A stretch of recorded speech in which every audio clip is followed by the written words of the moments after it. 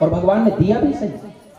जब दुशासन ने चीरहरण किया और उस समय भगवान ने अनंत साड़ियों के रूप में प्रकट होकर के और द्रौपदी की रक्षा की थी ना। और परमात्मा की तो ये प्रतिज्ञा है, मैं किसी का ऋणी रहता नहीं। तुम मेरे लिए खर्च करके तो देखो, कुबेर के भंडार ना खोल दूं तो फिर कहना, तू मेरा बन के तो देख, सारे जगत को तेरा ना बना दूं तो फिर कहना, तू मेरे रास्ते पर चल के तो देख, सारे रास्ते तेरे ना खोल दूं तो फिर कहना। चले तो सही हम सत्य के रास्ते पर, चले तो सही हम प्रेम के रास्ते पर, चले तो सही हम परमात्मा कृष्ण के रास्ते पर। सारे रास्ते हमारे लिए खुले हैं, हर जगह हमारे लिए दरवाजा खुला है। कोई पराया नहीं रहेगा जब हम परमात्मा के हो जाएंगे, जीवन उसको समर्पित होगा। एक राजा के दो बेटे थे। राजा ने निर्णय किया राजसत्ता किसको दूं, निर्णय ना कर पाया। दोनों से बहुत प्रेम करता, दोनों समान उसके लिए। लेकिन अंत में राजा बुद्धिमान था, गुरु के शरण में गया और गुरु ने कहा, राजा इसको दोनों, इन दोनों को सारी शिक्षा दे दी थी राजा को, जो बताना था बता दिया गुरु ने। राजा ने दोनों पुत्रों से कहा, तुम जाओ, पूरे देश में एक वर्ष के अंदर बड़े बड़े नगरों में जो महल बना करके आ जाएगा उसे मैं ये राजगद्दी दे दूंगा। जो पहले एक वर्ष के अंदर में जो पहले पूरे नगरों में, पूरे देश के बड़े बड़े नगरों में, शहरों में महल बना करके आ जाएगा उसे ही मैं राजगद्दी दूंगा। दोनों बेटे निकल गए। एक बेटा लगा महल बनाने के लिए। अब एक वर्ष में कितना महल बनाएगा, कितनी भी कोशिश करेगा, 10-5 शहर में बना देगा, नगर में बना देगा, लेकिन पूरे देश में तो नहीं बना सकता है ना। एक वर्ष के बाद वो थका मांदा परेशान होकर के बाप के पास लौटा। दूसरा बेटा भी आया, लेकिन उसने एक भी कोई महल नहीं बनाया, किसी नगर में कोई महल नहीं बनाया उस बेटे ने, छोटे वाले ने। बाप ने पूछा, बड़े से तूने कितने महल बनाए? बेटे ने कहा, पिताजी बस 10-5 नगरों में बनाया। छोटे से पूछा, छोटे ने कहा, पिता नगर की कौन कहे, शहर की कौन कहे, मैंने इस भारतवर्ष की प्रत्येक जगह जाकर के, नगर शहर नहीं, छोटे छोटे गांव में जाकर के भी महल बना लिया। राजा ने पूछा, ऐसे तूने कैसे किया? मुझे तो विश्वास नहीं हो रहा। तब बेटे ने कहा, पिताश्री मैंने बाहर से जो दिखने वाले महल है ना, वो महल मैंने नहीं बनाए, लेकिन मैं पूरे भारतवर्ष में घूमा, हर गांव में गया, हर नगर में गया, हर व्यक्ति के घर में गया और हर व्यक्ति से मैंने प्रेम किया। और अब मेरे लिए हर नगर में, हर गांव में सबका घर मेरा अपना घर है। जिस गांव में भी जाऊंगा, जिस घर में भी जाऊंगा, उसका घर मेरा अपना है, क्योंकि मैंने सबसे प्रेम किया है। मैंने सबको सच्चाई दी है, मैंने जीवन को समर्पित किया है सबको के प्रेम में। मेरे भाई बहन, जिसका जीवन प्रेम में समर्पित हो गया, परमात्मा में समर्पित हो गया, उसका हर दरवाजा खुला हुआ है। तुम किसी भी दरवाजे पर चले जाओ, सत्य के उपासक के लिए कहीं पर भी कोई रोकने वाला नहीं है, कोई टोकने। भगवान कहते हैं, तू मेरे रास्ते पर चल के देख, तेरे सारे रास्ते खुले हुए हैं, हर जगह तेरे लिए जगह है। तू मेरा बन के देख, सारे जगत को तेरा न बना दूं तो फिर कहेंगे। बहन, द्रौपदी के इस प्रसंग से यही संदेश मिला है, हम उसका बने, हम उसके लिए कुछ समर्पित करें, उस अदृश्य अज्ञेय परमात्मा के लिए कुछ करें। कहता है, मैं तुम्हारे साथ हूं।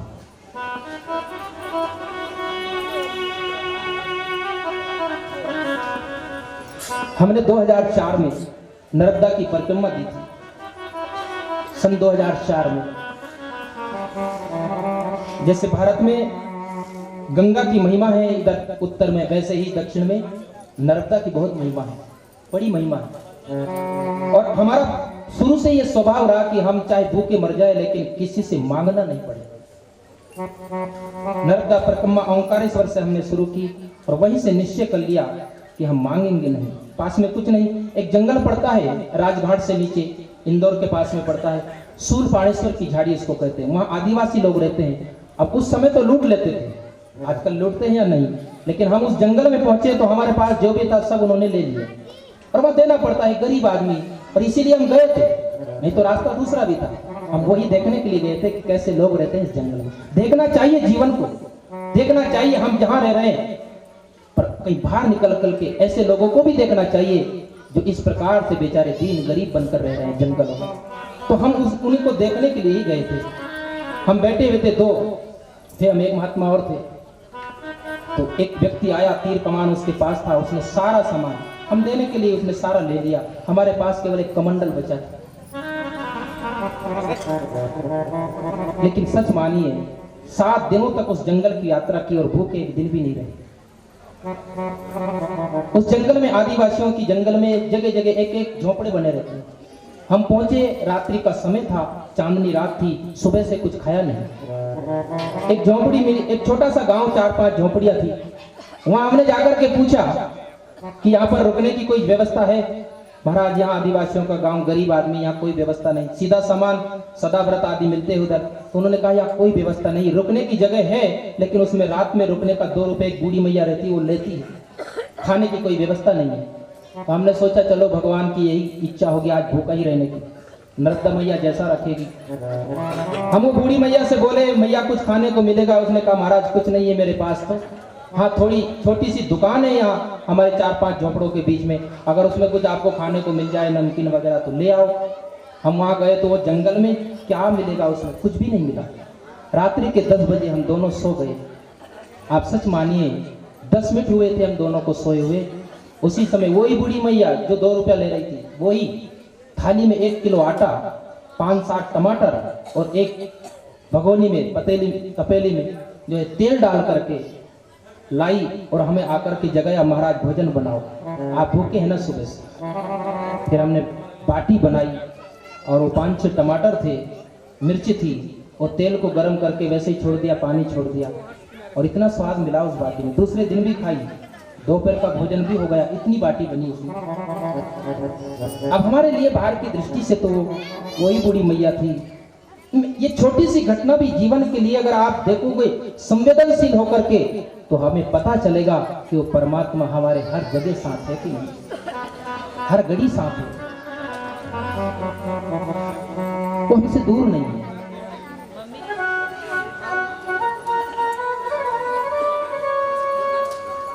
तो द्रौपदी से कहा द्रौपदी मैं तेरा हो गया हूं, तेरा ऋणी हो गया हूं।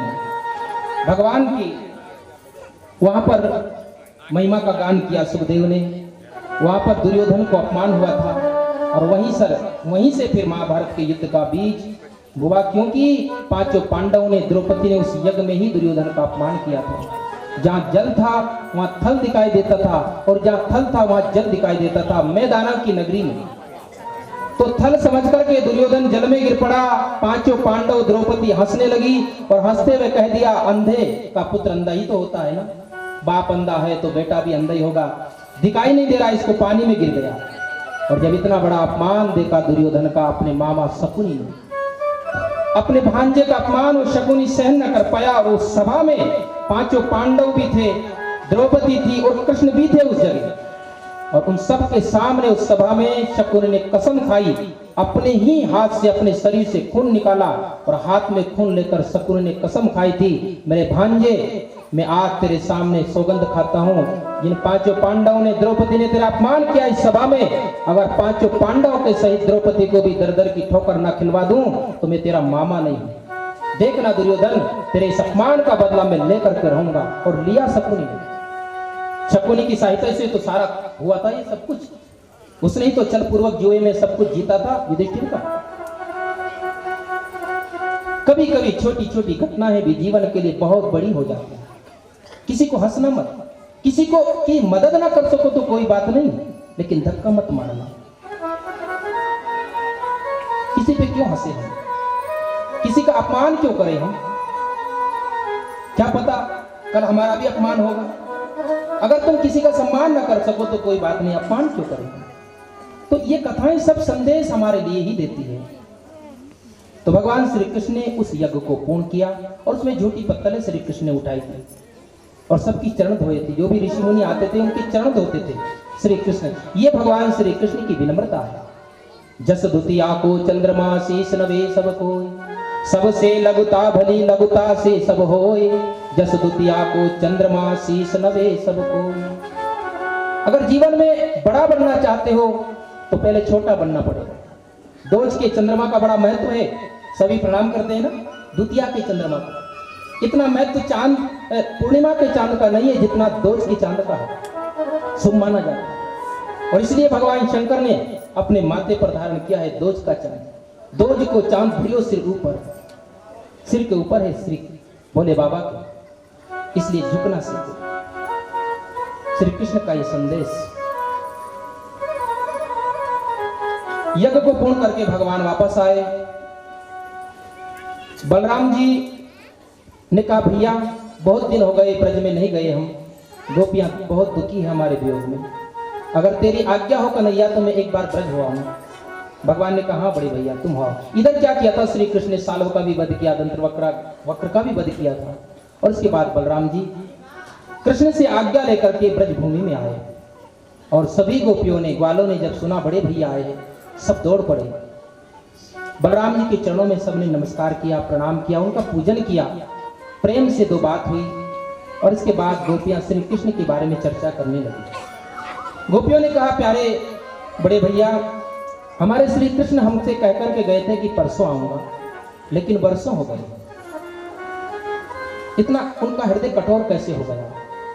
उनका नाम है मनमोहन, जो मन को मोह कर लेते हैं, लेकिन उनके मन में जरा भी मोह नहीं है। इतना प्रेम किया हमने और हमें धोखा देकर चले गए। और इतना चिंतन में डूब गई थी गोपियां श्री कृष्ण के। देखो ऐसा होता है जिसके प्रति हमारा प्रेम होता है ना, जब उसका कोई निकट रहने वाला व्यक्ति हमें मिलता है और जब उसकी चर्चा होती है तो हृदय भर जाता है। गोपियों का हृदय भर गया कृष्ण की चर्चा करके बलराम के सामने। और मानो श्री कृष्ण को ही प्रत्यक्ष मान करके बलराम को सुनाते हुए कहने लगी हे बड़े भैया, हे कृष्ण अगर आप हमें आकर के दर्शन नहीं दोगे ना तो आपके वियोग रूपी सागर में ये गोकुल डूब जाएगा। हे नाथ हे रमानाथ ब्रजनाथार्तिनासन मगन मुद्दर गोविंद गोकुलम ब्रजनावा। आप रमानाथ है यानी लक्ष्मी के नाथ, हमारे भी है प्रभु आप गोगों के नाथ है और इस गोकुल के नाथ है, हमारी रक्षा करो ना। बहुत दुखी हो गई गोपियां और बलराम के सामने मानो इसमें प्रेम भी है, करुणा भी है और थोड़ी शिकायत भी है। गोपियां बड़े भाई के सामने श्री कृष्ण की शिकायत करते हुए और बड़ा सुंदर उन्होंने भाव प्रकट किया। हमारे ब्रज के संत ने एक ने उन गोपियों के इस भाव को अपने शब्दों में व्यक्त किया है। तो गोपियां भगवान से कहती है मैंने लाखों के बोल सहे संवरिया तेरे लिए, मैंने लाखों के बोल सहे संवरिया तेरे लिए, मैंने लाखों के बोल सहे संवरिया तेरे लिए, मैंने लाखों के बोल सहे संवरिया तेरे लिए, तेरे लिए तेरे लिए जा तेरे लिए, मेरे लाखों के बोल सहे संवरिया तेरे लिए, मेरे लाखों के बोल सहे संवरिया तेरे लिए।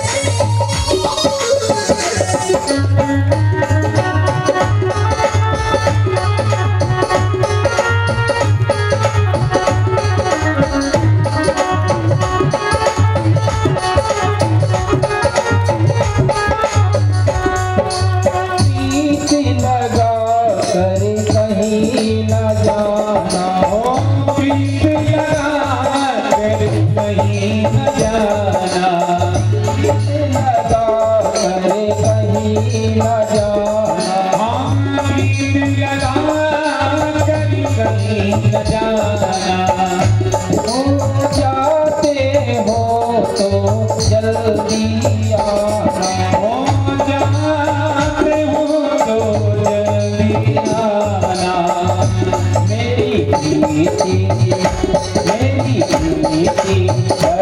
रहे समरिया तेरे लिए।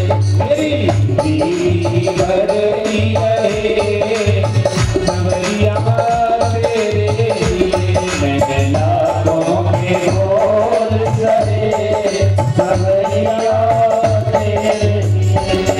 हाँ तेरे लिए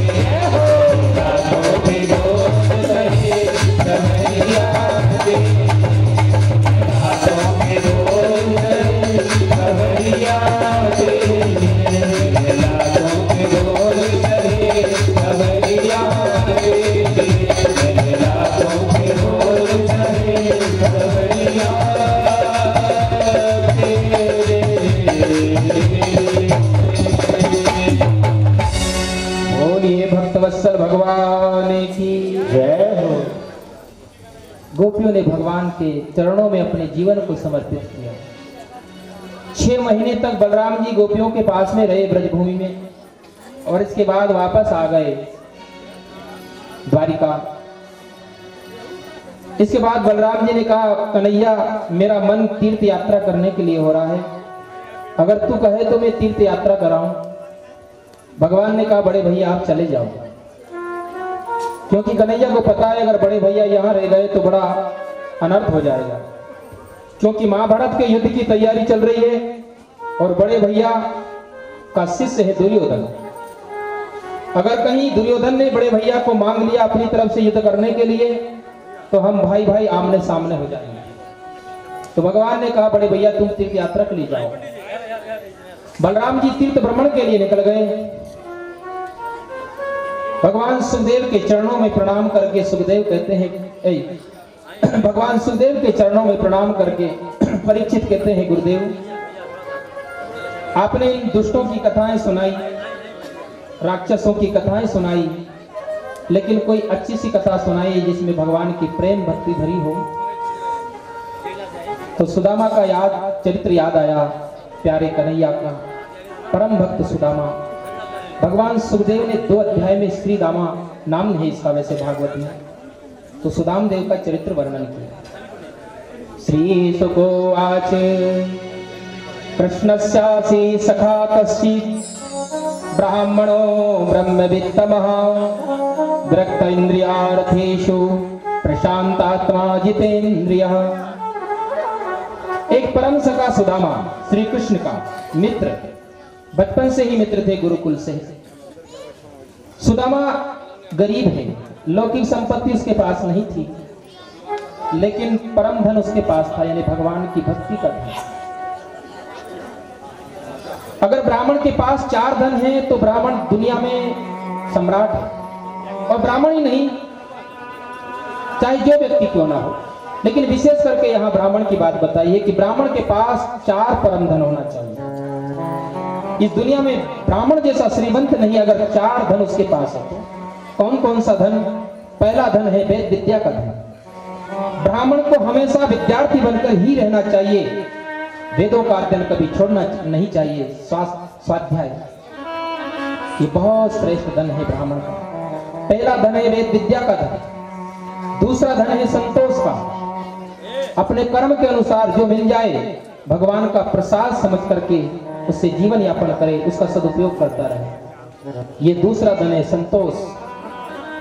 तीसरा धन है तपस्या।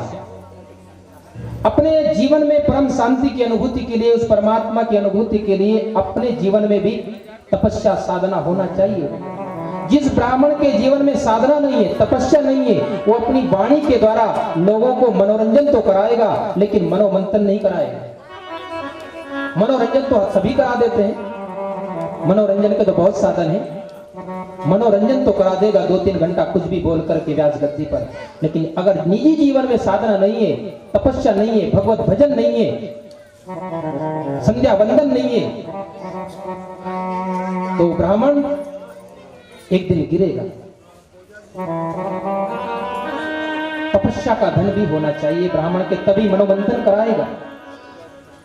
मनोमंथन यानी सत्य और असत्य का विवेक प्राप्त होगा, भक्ति की प्राप्ति, ज्ञान और वैराग्य उसके द्वारा होगी। क्योंकि जिसके जीवन में साधना है, तपस्या है, उसकी वाणी में एक ओज होगा, उसकी वाणी में एनर्जी होगी, उसके शब्दों में बड़ा वजन होगा, उसके शब्दों से जीवन झकझोर जाएगा। जिसके जीवन में तपस्या होगी, साधना होगी, अनुभव करके देख लेना, कोई ऐसे महापुरुष जो साधना में रत है, भले ही वो कम बोलते हैं लेकिन जब भी बोलते हैं बड़ा अद्भुत शब्द बोलते हैं, क्योंकि वो अनुभूति का है ज्ञान, केवल ऊपर का रटा हुआ नहीं है, साधना से मिला है वो अनुभव, वो प्रकट करते हैं। तीसरा धन तपस्या और चौथा धन है सद आचरण। व्यसन ब्राह्मण को शोभा नहीं देता, किसी भी प्रकार का व्यसन। ब्राह्मण का जीवन आचरण युक्त होना चाहिए, सद आचरण हो। ये 4 धन जिस ब्राह्मण के पास है, कौन कौन से? वेद विद्या का धन, तपस्या का धन, संतोष का धन और सद आचरण का धन। वो ब्राह्मण इस दुनिया में श्रीमंत है, दुनिया उसे नमन करेगी भी। उसके पास न भौतिक संपदा की कमी होगी और न उस परमात्मा की संपदा की कमी होगी। वो तो मिला ही है, फिर जो जरूरतें हैं जीवन की वो अपने आप मिलेगी। लेकिन सुदामा के पास पांचवा धन और भी था, कृष्ण का प्रेम। चार धन जब होंगे तो ये प्रेम तो अपने आप मिलेगा, फिर साधना के द्वारा, वेद विद्या के द्वारा, तपस्या के द्वारा, संतोष के द्वारा वो धन मिलता है। तो सुदामा जैसा धनवान इस दुनिया में कोई नहीं है। सुदामा को दरिद्र कहना ये सुदामा को गाली देना जैसा है। दरिद्र कौन है इस जगत में? भगवान शंकराचार्य ने कहा, को वा दरिद्रो ही विशाल तृष्णा, जिसकी तृष्णा विशाल है वो दरिद्र है। एक भिखारी के पास बहुत सारा धन था, उसकी मृत्यु आने को हुई, उसे पता चला मुझे मरना है, लेकिन उसने सोचा कि मैं इस धन को जो उसने बहुत समय तक इकट्ठा किया था, मांग करके छुपा रखा था, अपनी कुटिया में गाड़ रखा था और उसके ऊपर ही उसका आसन था, उसने सोचा कोई गरीब मिले तो मैं इस धन को उस गरीब को दे दूं। उसने सूचना दे दी, सभी लोग आए, जितने गरीब थे सब आए, और जब ऐसा समाचार मिलेगा तो जो गरीब नहीं है वो भी पहुंच जाएगा, मिलेगा तो। बहुत भीड़ इकट्ठी हो गई, लेकिन भिखारी ने किसी को धन नहीं दिया। कुछ समय के बाद वहीं से उसकी कुटिया से एक राजा की सवारी निकल रही थी। राजा को देख करके भिखारी दौड़ा, रुको रुको महाराज रुको। राजा ने कहा, भिखारी मेरे पास? पूछा किस लिए? बोले आप मेरे धन को स्वीकार कीजिए। मैंने सोचा था जो इस नगर में, जो इस क्षेत्र में सबसे गरीब होगा उसे मैं धन दूंगा, और आप मुझे मिल गए हैं, आप सबसे गरीब हो। क्योंकि ये जो दिख रहे हैं ये छोटे गरीब है, लेकिन आप सबसे बड़े गरीब हो, क्योंकि आपकी मांग और बड़ी है। मंदिर के दरवाजे पर जो भिखारी बैठे हैं बेचारे 1-2 रुपए में संतोष कर लेते हैं, लेकिन मंदिर के अंदर जो जाते हैं ना, उनको 1-2 अरब चाहिए, किसी को 2 करोड़ चाहिए, वो बड़े भिखारी हैं। मांग कहां खत्म होती है? तो दरिद्र कौन? को वा दरिद्रो ही विशाल तृष्णा। सिकंदर भी भिखारी की तरह जिया और भिखारी की तरह ही मरा। ये दरिद्र है। एक अमेरिका का अरबपति आदमी मरा कुछ वर्षों पहले। उसके पास उस जमाने में आज से 70 साल पहले 10 अरब डॉलर की संपत्ति। उसका कुछ ऐसा ही नाम था, एंडी कार्नेगी कुछ ऐसा। तो उससे पूछा मीडिया वालों ने कि तुम अब मरने वाले हो, तुम तृप्त होके मर रहे हो ना, 10 अरब की संपत्ति तुमने इकट्ठी की है। उसने कहा, कौन कहता है तृप्त होकर के? मेरी इच्छा थी 20 अरब हो। लेकिन तुम्हें पता है उसके पास अगर 20 अरब डॉलर भी होते तो फिर कहता कि 40 अरब हो जाए। जो 10, 20, 50 भये होए 1000 तो लाख मंगेगी। कोटि अरब खरब असंख्य पृथ्वीपति होने की चाह जगेगी। स्वर्ग पाताल को राज करो, तृष्णा अग की अति आग लगेगी। सुंदर एक संतोष बिना नर, तेरी तो भूख कभी न बुझेगी, कभी नहीं बुझेगी। एक दिन सुनाया था शायद मैंने, चाह क्या करा देती है हमारे जीवन में, हमें कहां से कहां ले जाती है। स्वर्ग से हमें वो चाह नरक ले जाती है ना। यही तो होता है चाह के कारण। चाह पैसों से आनों में आती रही, चाह आनों से रुपया बनाती रही, चाह रुपयों से नोट गिनाती रही, चाह नोटों से कोटी चुनाती रही, चाह कोटी में मोटर मंगाती रही, चाह मोटर से होटल में जाती रही, चाह होटल में बोतल खुलाती रही, चाह क्या क्या न करती कराती रही। चाह पीली जिन्होंने वो पीले हुए, चाह छोड़ी जिन्होंने वो रसीले हुए। चाह जी से लगी जी जरा हो गया, चाह हरी से लगी जी हरा हो गया। चाह उनकी हमको हरदम चाहिए, और वो अगर चाहे तो फिर और क्या चाहिए। मालिक अगर चाहे, उसकी चाह होना चाहिए हमारे दिल में, एक ही चाह। तो सुदामा को दरिद्र मत कहना, सुदामा तो श्रीमंत है। उसने परम धन पाया, जो धन मीरा को मिला था, जो धन हनुमान को, कबीर को, रैदास को मिला था, वही धन सुदामा के पास था। मीरा ने कहा था, मैंने ऐसा धन पाया जिस धन को चोर नहीं चुरा सकता, जिसको भाई बंधु बटा नहीं सकते, और जो धन हमेशा बढ़ता रहता है।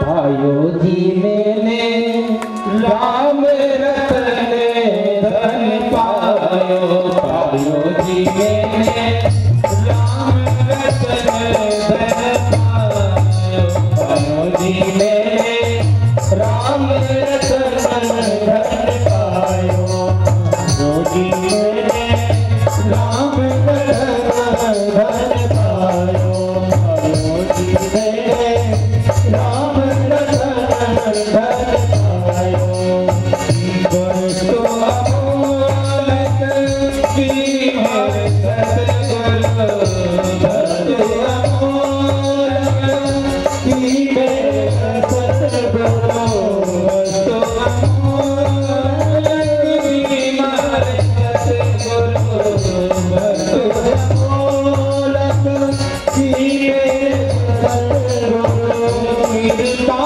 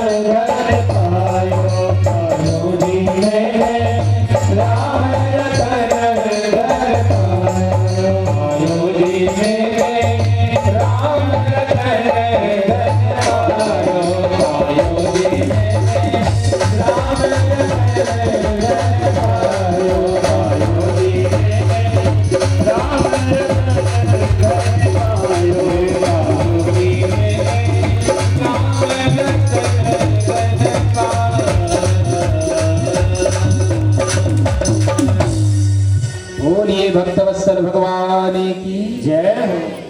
ऐसा धन सुदामा के पास था तो गरीब कैसे रहेगा। सुदामा की धर्म पत्नी का नाम था सुशीला। देखो भगवान की कृपा होती है जब पत्नी अनुकूल मिलती है। सुशीला उसका नाम, यानी सुंदर शीलवान थी। एक बार सुशीला ने देखा 3 दिन हो गए भोजन नहीं मिला, भूखे मर रहे हैं, बच्चे भूखे हैं। बड़ी दुखी हो गई। अपने स्वामी से कहा, स्वामी मैंने सुना है कि आपके मित्र है द्वारिकाधीश कृष्ण और बड़े ही प्रेमी है, वो बड़े दयालु है।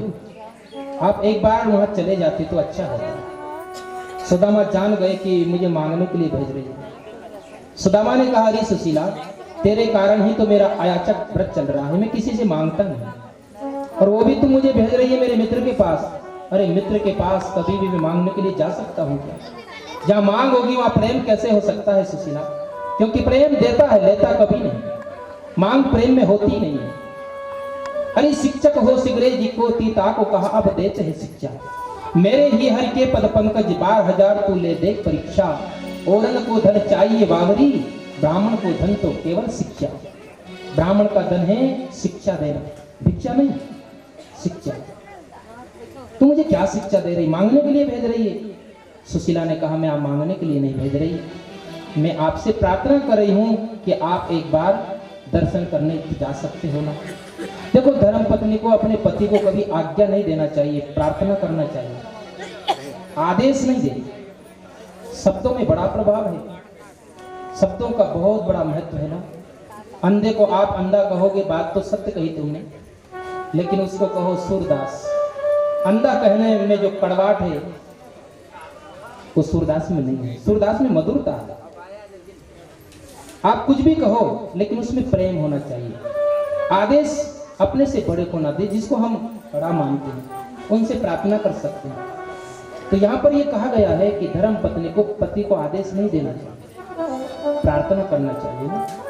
देखो, बात तो वही रहती है, जैसे मान लो उदाहरण के लिए आपके घर में कोई सामग्री खत्म हो गई और पति से कहो ये वस्तु आज आना ही चाहिए, ये आदेश हो गया।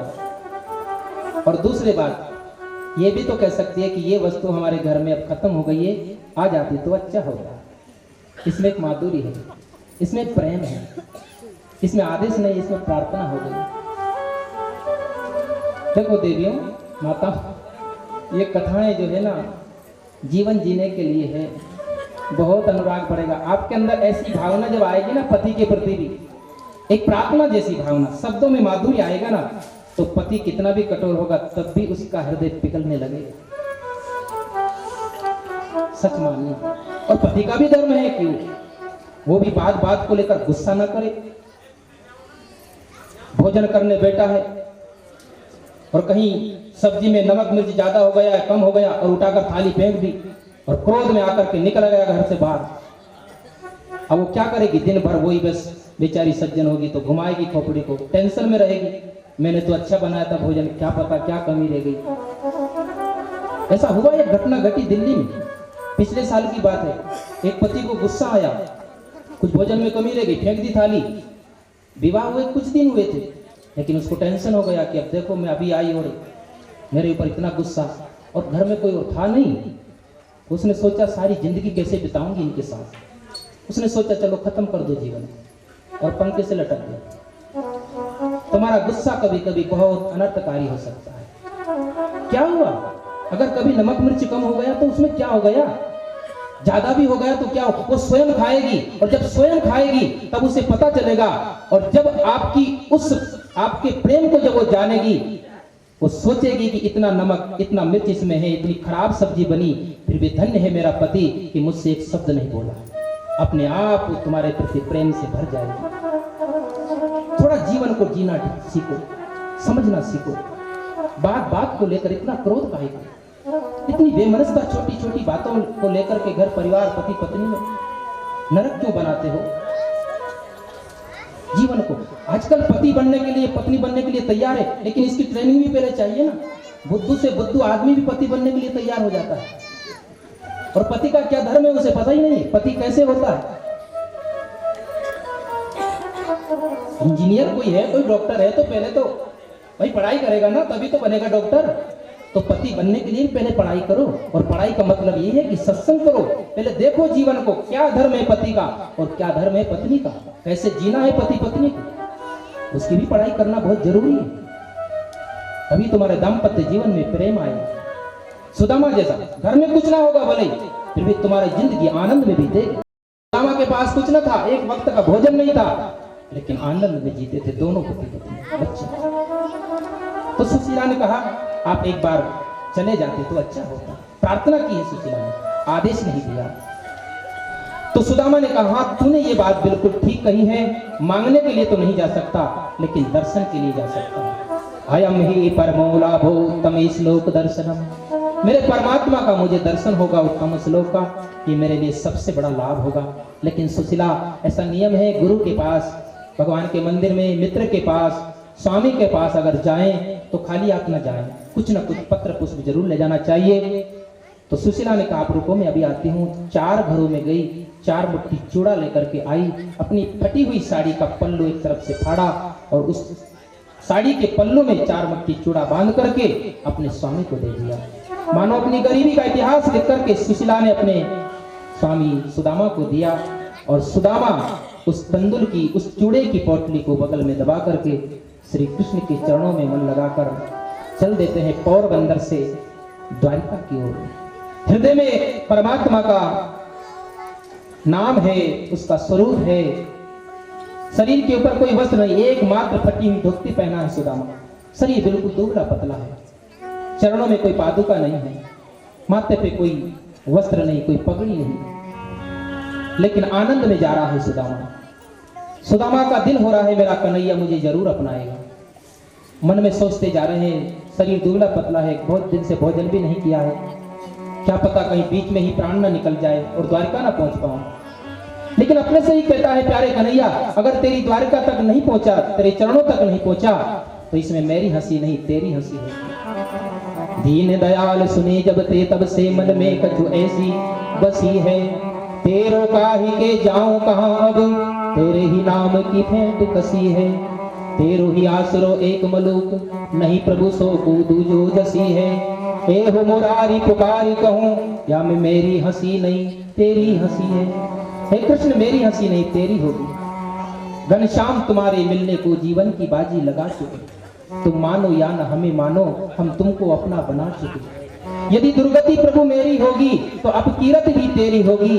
हम नंद सुवन गोपाल के हैं, ये बात जगत को बता चुके।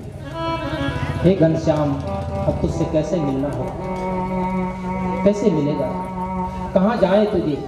हमारे एक संत हुए वृंदावन में, बिंदु कवि, और उन बिंदु कवि ने, बिंदु संत ने कहा, हे घनश्याम मैं तुझे कहाँ ढूंढूं, कहाँ मिलेगा।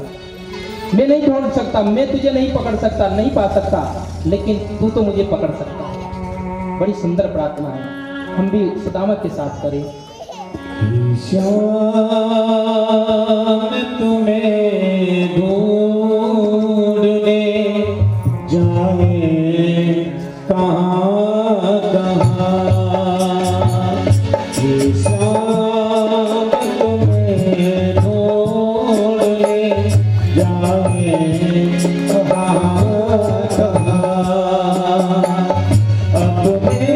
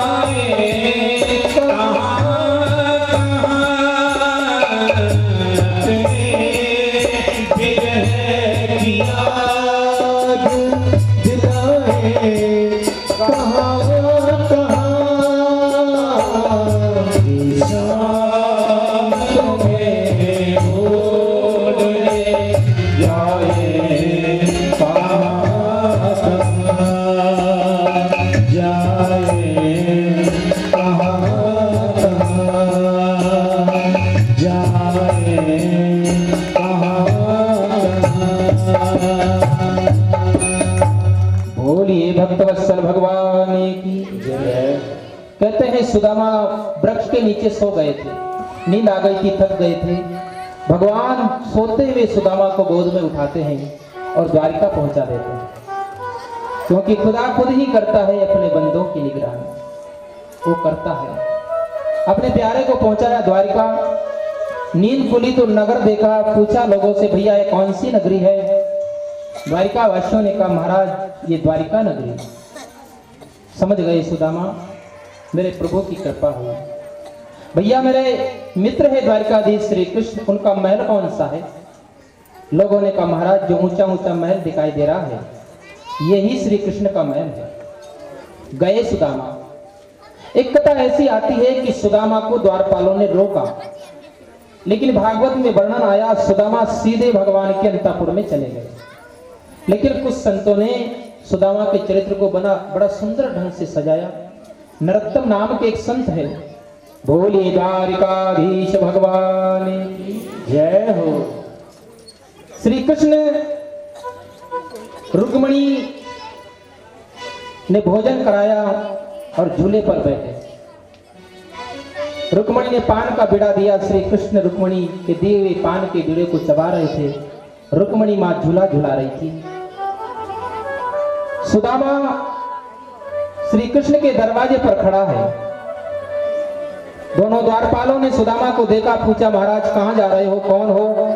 सुदामा ने कहा, मैं द्वारिकाधीश का मित्र हूं। दोनों द्वारपालों ने कहा, महाराज लगता है आपने बहुत दिन से भोजन नहीं किया, शरीर की गर्मी मस्तक पर चढ़ गई है। आप और द्वारिकाधीश के मित्र, हमें तो विश्वास नहीं हो रहा है। कहां तो आपका अस्थि पंजर, शरीर पर कोई वस्त्र नहीं है। हमें विश्वास नहीं हो रहा कि आप द्वारिकाधीश के मित्र हो। सुदामा ने कहा, मेरे प्यारे एक बार जाकर के कह दो तुम कि तुम्हारे बचपन का मित्र आया है सुदामा। गुरुकुल में दोनों एक साथ पढ़ते थे, आपसे मिलने के लिए आया है। अगर वो आएंगे ना तो मैं मिल लूंगा, अगर नहीं आएंगे तो मैं वापस दरवाजे से चला जाऊंगा। तो एक द्वारपाल ने कहा, महाराज आप ठहरो, मैं भी जाता हूं। तो भगवान श्री कृष्ण के पास सुदामा के द्वारा भेजा हुआ द्वारपाल आया।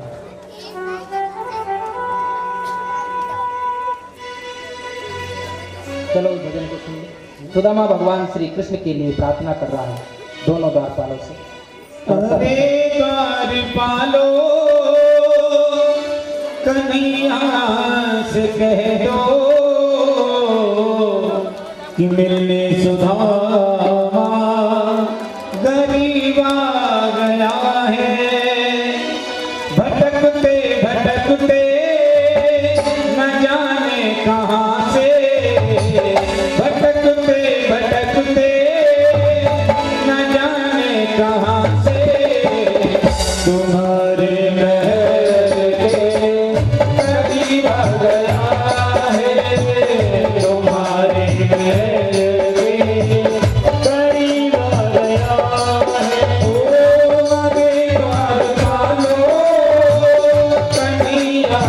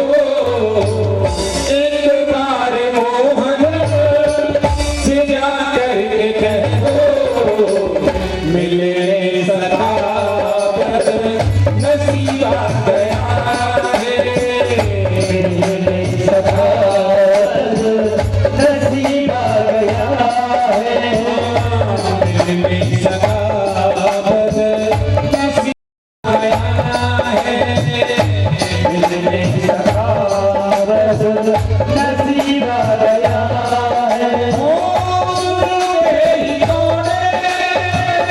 चले आए मोहन लगाया गले से सुदामा को मोहन लगाया गले से सुदामा को मोहन हो लगाया गले से सुदामा को मोहन सुनते ही लोड़े चले आए मोहन लगाया गले से सुदामा को मोहन हो सुनते ही लोड़े चले आए मोहन लगाया गले से सुदामा को मोहन हो लगाया गले से सुदामा को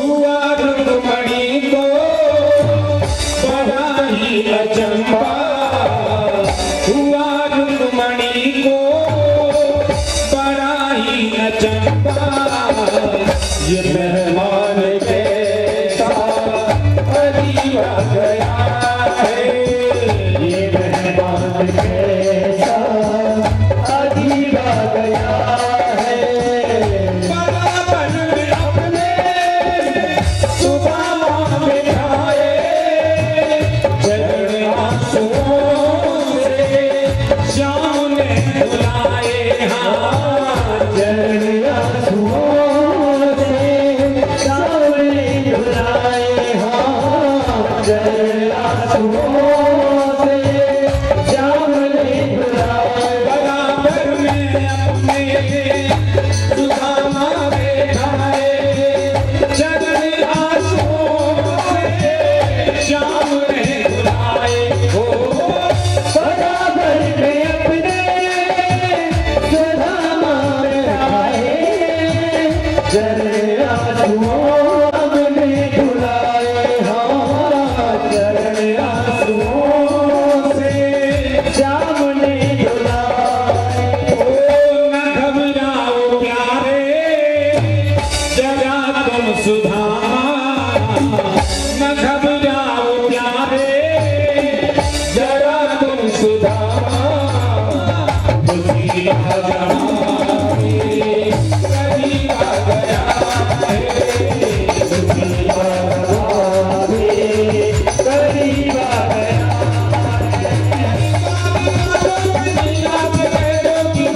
सुदामा गरीब आ गया अरे गाने वालों कहिया से कह दो कि दिल्ली सुदामा गरीब आ गया है भटकते भटकते न जाने कहाँ से भटकते भटकते न जाने कहाँ से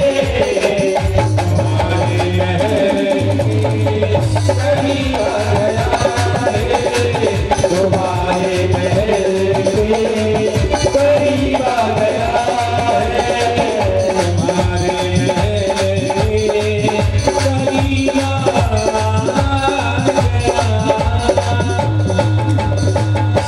बोलिए द्वारिकाधीश भगवान की बोलिए भक्तवत्सल भगवान की जय द्वारपाल ने जाकर के परमात्मा के चरणों में वंदन किया।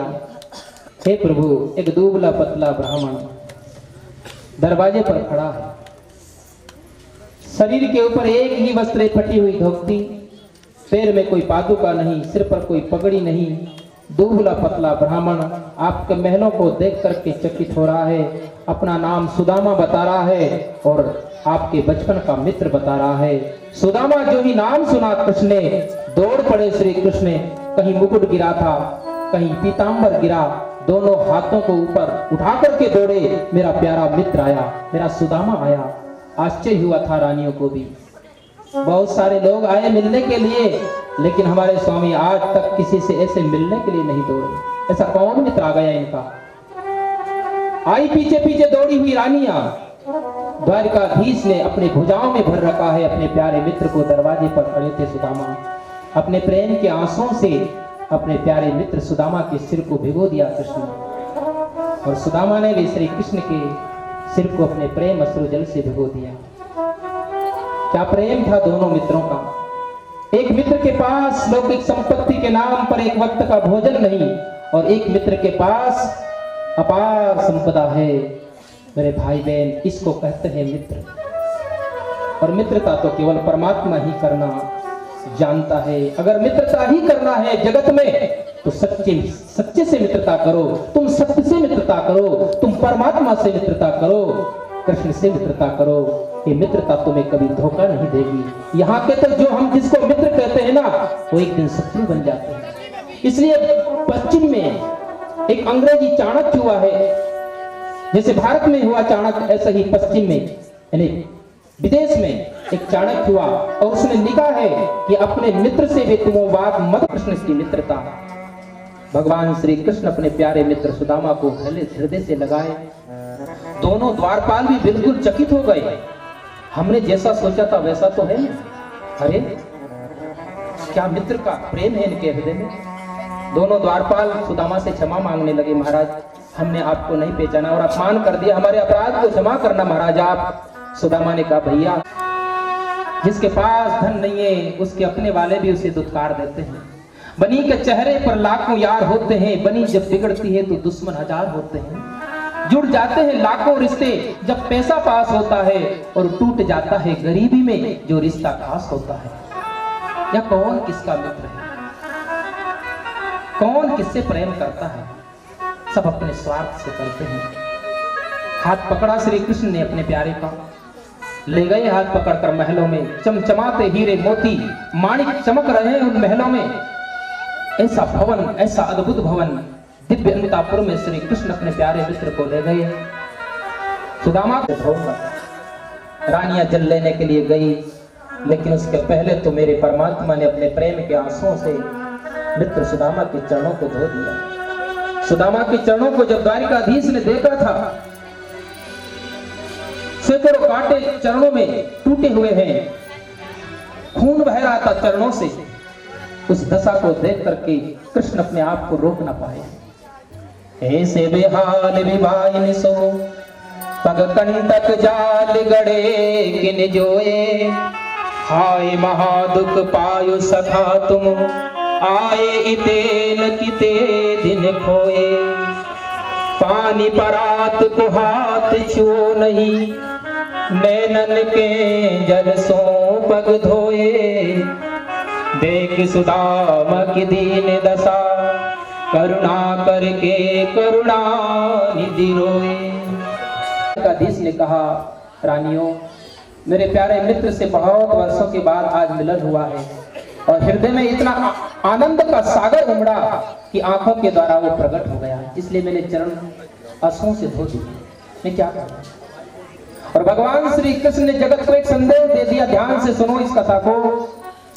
कंस को मार करके अहंकारियों को द्वारिकाधीश ने संदेश दिया, तुम्हारे पास सब कुछ है, लेकिन अगर जीवन में प्रेम नहीं है, भक्ति नहीं है, धन है, बल है, प्रतिष्ठा है, बल है, सब कुछ है, लेकिन कंस को मारकर भगवान ने ये बता दिया अहंकारियों को कि सब कुछ है, लेकिन अगर प्रेम नहीं है, करुणा नहीं है, तो तुम कितने भी ऊंचे आसन पर, सिंहासन पर क्यों ना बैठे हो, एक दिन तुम्हें नीचे गिराकर मिट्टी में मिला दूंगा। और मिलता ही है वो व्यक्ति अहंकारी मिट्टी में। और सुदामा के चरणों को अपने आंसुओं से धो करके भगवान के प्यारे भक्तों को भी संदेश दे दिया कि तुम्हारे पास जगत की संपदा बिल्कुल भी नहीं है, लेकिन मेरी प्रेमा भक्ति है, जीवन में करुणा है, किसी के प्रति कोई ईर्ष्या द्वेष नहीं है, जीवन निरहंकार रहित है। भगवान कहते हैं एक दिन मैं जरूर तुम्हें सिंहासन पर बिठाऊंगा और अपने हाथों से चरण धोऊंगा। जीवन की सच्चाई का दर्शन करो। भगवान श्री कृष्ण की प्रत्येक लीला में जीवन में बहुत कुछ पाओगे। केवल कथा सुन लेना और मनोरंजन करके बैठ करके चले जाना ये नहीं है। मैं बार बार यही कहता हूँ मेरे भाई बहन, प्रत्येक लीला का दर्शन करो, चिंतन करो। कृष्ण इन कथाओं को, लीलाओं को के लिए बैठे। फिर दोनों मित्र बहुत दिनों के बाद मिले हैं, क्योंकि गुरुकुल में छोटे थे तभी मिले थे, आज सुदामा मिले हैं, अपने साथ बिठाकर भोजन करने के लिए तैयार हुए।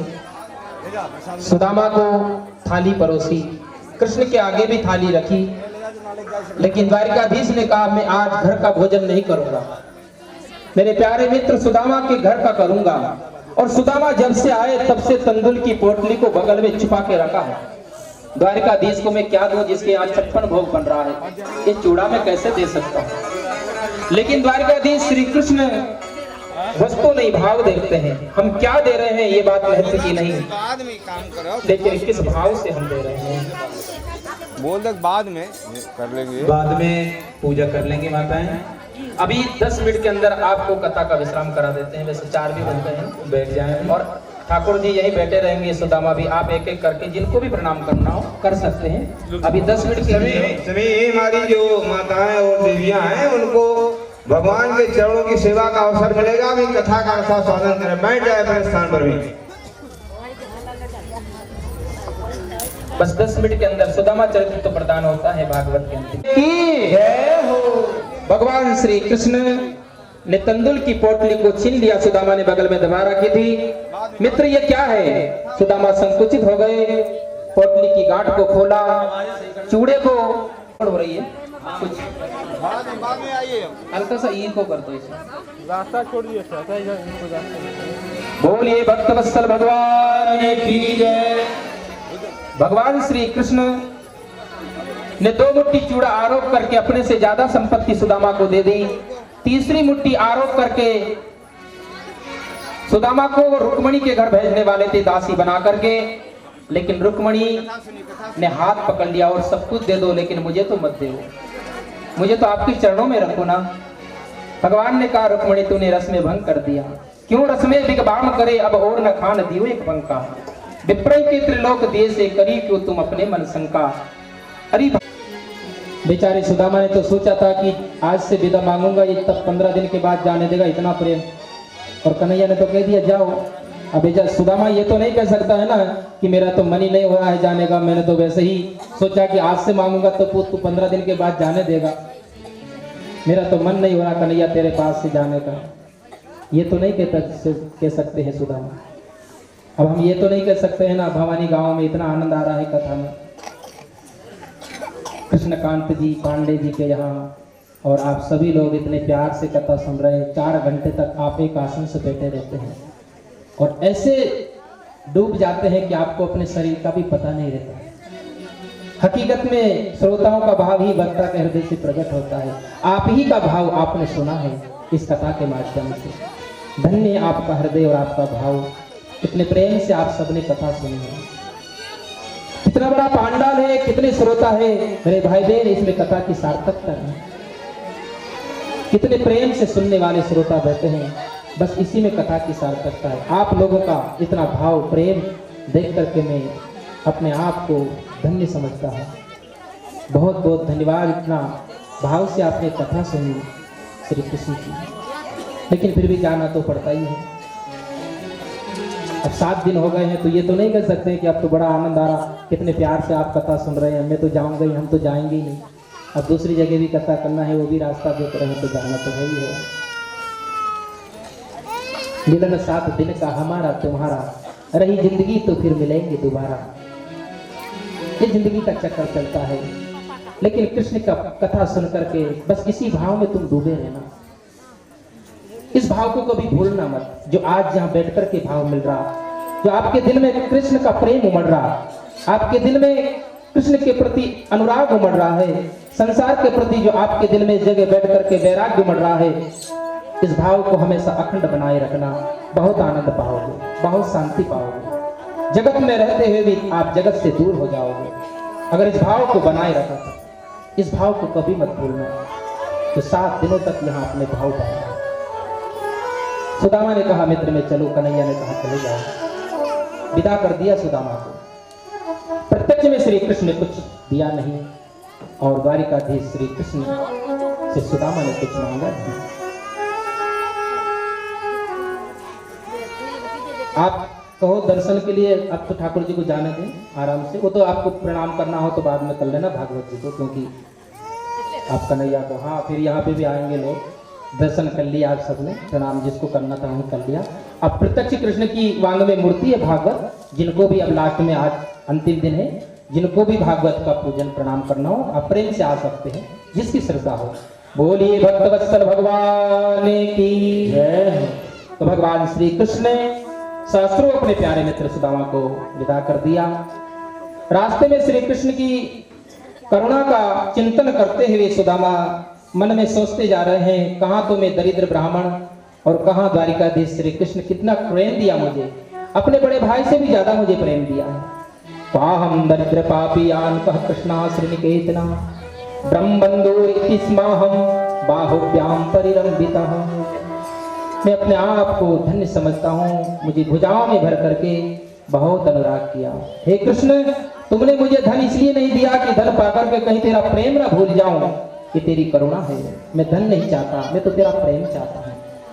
ऐसा प्रेम से भर करके सुदामा अपने नगर को आया, पोरबंदर को।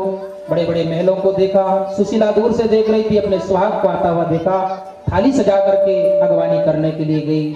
सुशीला ने प्रणाम किया। सुदामा आश्चर्यचकित है, ये महल कहाँ से आ गए।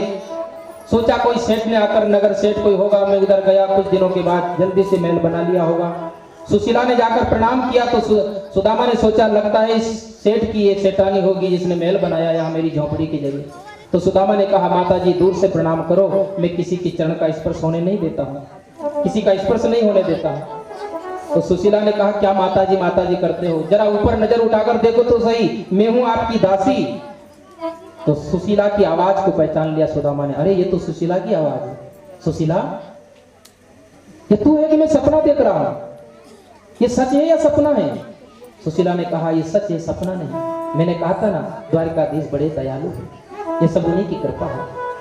लक्ष्मी के समान सुंदर हो गई थी सुशीला, और सुंदर सुंदर आभूषण पहन रखे थे उसने। सुदामा का हाथ पकड़ा, हाथ पकड़ करके महलों में ले गई सुशीला, बिठाया सुदामा को, जल लेकर के आई। सुदामा ने जल पिया। आश्चर्यचकित हो रहा है सुदामा उन महलों को देख करके। कृष्ण की करुणा याद आती है, हे यशोदा के पुत्र, आज मैं तुझे समझ गया कि तू यशोदा का पुत्र है। प्रत्यक्ष में तूने मुझे कुछ नहीं दिया, लेकिन तूने इतना दिया जितनी मेरी योग्यता नहीं है, लेकिन मुझे नहीं चाहिए ये। उठ करके चल देते हैं सुदामा।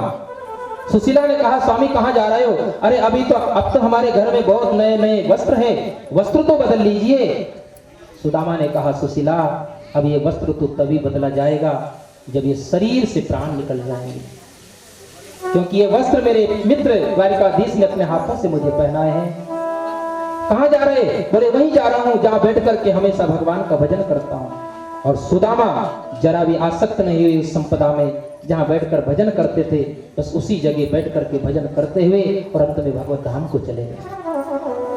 2 अध्याय में श्री सुदाम देव का ये चरित्र भगवान सुखदेव ने वर्णन किया।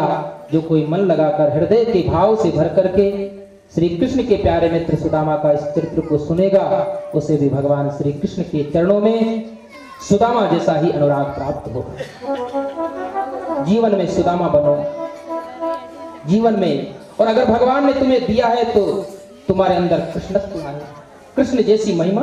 कहने का मतलब दिया है तो तुम इस प्रकार से दो देने वाले को कि देने वाले को भी पता ना चले कितना दिया है।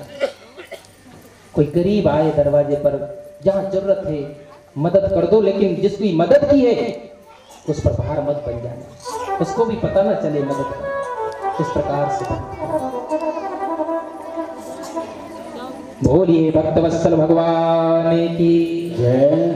तो भगवान श्री कृष्ण का ये मंगलमय चरित्र सुनाया। इसके बाद में और भी बहुत सुंदर सुंदर कथा है भागवत के 10वें स्कंद में।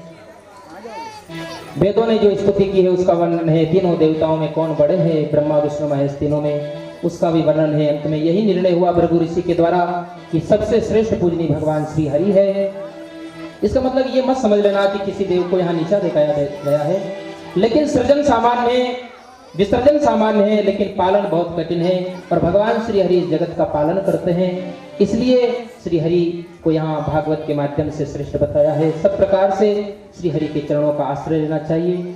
श्री हरि ने सत्य के चरणों का आश्रय, परमात्मा के चरणों का, कृष्ण के चरणों का हम आश्रय ले, सबको वंदन करें, लेकिन इष्ट मूर्ति एक होना चाहिए, आराध्य हमारे एक हो। तो यहाँ भगवान श्री हरि की उपासना श्रेष्ठ बताई। इसके बाद में वेदों ने जो स्तुति की है उसका वर्णन है भागवत के 10वें स्कंद में, और अंत में 16,108 भगवान की जो रानियों ने भगवान की महिमा का गान किया है उसका वर्णन है भागवत का 10वां स्कंद, जिसमें 90 अध्याय है, विश्राम लेता है।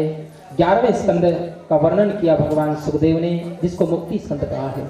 परम ज्ञान से भरा हुआ ये स्कंद है, 33 अध्याय है इसमें, और बड़ा अद्भुत ज्ञान है, वेद और उपनिषदों का सार है इसमें। भगवान श्री कृष्ण ने सोचा मैं इस यदुवंश को भी साथ में ले चलूं, नहीं तो ये यदुवंश यहाँ बहुत उपद्रव मचाएगा। प्रेरित किया है सप्तऋषियों को, द्वारिका में आए सप्तऋषि भगवान के चरणों में वंदन किया, और भगवान ने कहा तुम पिनारक क्षेत्र में जाकर के विश्राम करो। 7 ऋषि पिनारक क्षेत्र में आकर के विश्राम करते हैं, विराजमान होते हैं, वहां आसन लगाते हैं। कुछ समय के बाद यदुवंशी बच्चे शाम को स्त्री का वेश बना करके, घूंघट लगाकर, पेट पर कपड़ा बांध करके ऋषियों के सामने ले जाते हैं, और ऋषियों का मजाक करते हुए कहने लगे ये हमारी बहू गर्भवती है। ऋषि मुनियों आप तो बड़े त्रिकालज्ञ होते हैं, सिद्ध होते हो आप, अब ये बताइए कि ये हमारी बहू जो गर्भवती है ये बेटा जनेगी कि बेटी जनेगी। ऋषियों ने ध्यान करके देखा ये तो हमारा व्यंग कर रहे हैं, अपमान कर रहे हैं, श्राप दे दिया मूर्खों, ना ये बेटा जनेगी ना बेटी, ये तुम्हारे कुल को नाश करने वाला मुसल पैदा करेगी। कहते हैं सांब के पेट को खोल करके देखा लोहे का मुसल निकला था। इन बातों को सुनकर के कभी आश्चर्य मत करना, क्यों? क्योंकि सिद्ध महापुरुषों के शब्द के पीछे अर्थ दौड़ता है। हम अर्थ के पीछे दौड़ते हैं, लेकिन संतों के शब्दों के पीछे अर्थ भागता है। जैसा वो कह देंगे वैसा हो जाएगा। उनके संकल्प में परमात्मा की अद्भुत शक्ति होती है, जो कह देंगे वो तत्काल सिद्ध होता है। आज भी ये प्रमाण है, कोई असंभव नहीं। व्यंग किया, मूसल निकला। कृष्ण को इस बात को बताया नहीं, मूसल का चूर्ण करवा करके उसमें थोड़ी सी नोक बज गई थी, उसको मछली ने फिकवा दिया था समुद्र में उड़सेन ने। कृष्ण को इस बात का कोई सूचना नहीं मिली। यदुवंश के विनाश का बीज उग चुका है। भगवान श्री कृष्ण भी समझ गए कि ये काम ठीक हुआ। उसी समय नारद जी आए, और नारद जी ने भगवान के चरणों में प्रणाम किया। नारद जी की आज्ञा से, महाराज कृष्ण की आज्ञा से देवऋषि नारद वसुदेव जी को 9 योगेश्वरों का ज्ञान देते हैं। इसका भी वर्णन है भागवत के 11वें स्कंद में। इसके बाद उद्धव आता है, भगवान के चरणों में एकांत में प्रणाम करता है। रो पड़ा उद्धव, अपने चरणों, अपने सिर को भगवान के श्री चरणों में रख करके रोने लगा। हे देवों के देव, मैं समझ गया कि आप इस लोक का त्याग करने वाले हैं। देव देवेश योगेश पुण्य श्रवण कीर्तन संग्रते तत्कुलम नूनम लोकम संतक्षते भवान। हे देवों के देव, हे मेरे परमात्मा, आपके बिना मैं कैसे रहूंगा। हे घुंघराली अलक वाले श्याम सुंदर, मैंने आपके साथ जीवन जिया है, आपके साथ भोजन किया है, आपके साथ सहन किया है, तेरा सारा जीवन आपके ही समीप रहा, अब मुझे भी ले चलिए अपने संग। भगवान ने कहा देखो मेरे प्यारे उद्धव, मेरी आज्ञा से तू इस पृथ्वी पर अभी रहे। देखो उद्धव, मैं तुझे ज्ञान देता हूँ, और ज्ञान, सारे ज्ञान, वेद उपनिषदों का जो ज्ञान है, जीवन का जो सार है, वो ये है कि जो वाणी के द्वारा बोला जाता है, जो मन के द्वारा सोचा जाता है, कानों के द्वारा सुना जाता है, आंखों के द्वारा देखा जाता है, यहाँ कुछ भी सत्य नहीं है, माया मात्र है। माया का एक विलास है। अरे उद्धव, एकमात्र मुझे छोड़कर के यहाँ सब झूठा है, परमात्मा ही सत्य है, सब असत्य है, ब्रह्म सत्यम जगत मिथ्या। भगवान दत्तात्रेय का ज्ञान दिया है, जो यदु को दिया था दत्तात्रेय भगवान ने 24 गुरुओं को के द्वारा शिक्षा ली थी। हमारे पास अगर दृष्टि है तो इस दृष्टि से भी हम शिक्षा ले सकते हैं। हर जगह जीवन में दृष्टि चाहिए तो हर जगह शिक्षा ले सकते हैं। तो भगवान श्री सुखदेव ने राजा परीक्षित को और श्री कृष्ण ने उद्धव को ये ज्ञान दिया था, दत्तात्रेय भगवान वाला।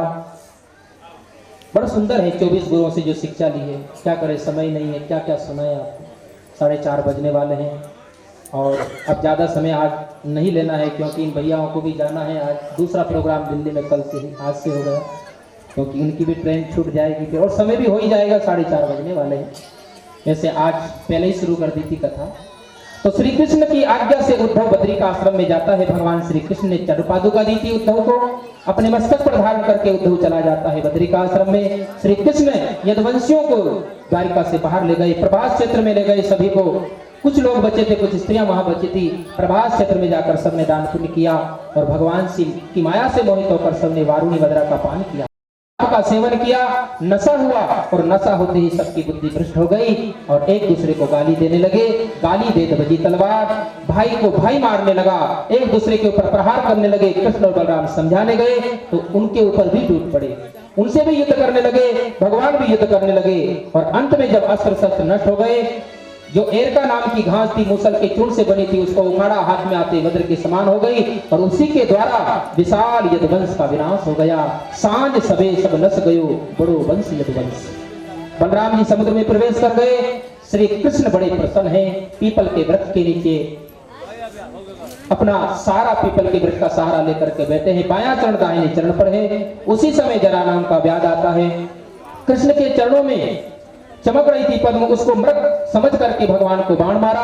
आता है समीप में, रो पड़ता है, हे प्रभु मेरे अपराध को क्षमा करो। भगवान ने कहा जरा ये मेरा तेरा कोई अपराध नहीं है, मैं किसी का ऋणी नहीं रहता हूँ। जरा रामावतार में मैंने तुझे छुप करके बाण मारा था, तू बाली था और इस समय तूने मुझे बाण मारा है। तू जरा नाम से यहाँ पैदा हुआ है, मैं किसी का ऋणी नहीं रहता, मेरा और तेरा हिसाब बराबर हुआ है जरा। लेकिन उसने कहा मेरी क्या गति होगी। भगवान ने कहा चिंता ना कर, भगवान का विमान आया। जरा से कहा जरा इस विमान में बैठ, और भगवान के विमान में बैठकर जरा भगवत धाम को चला गया।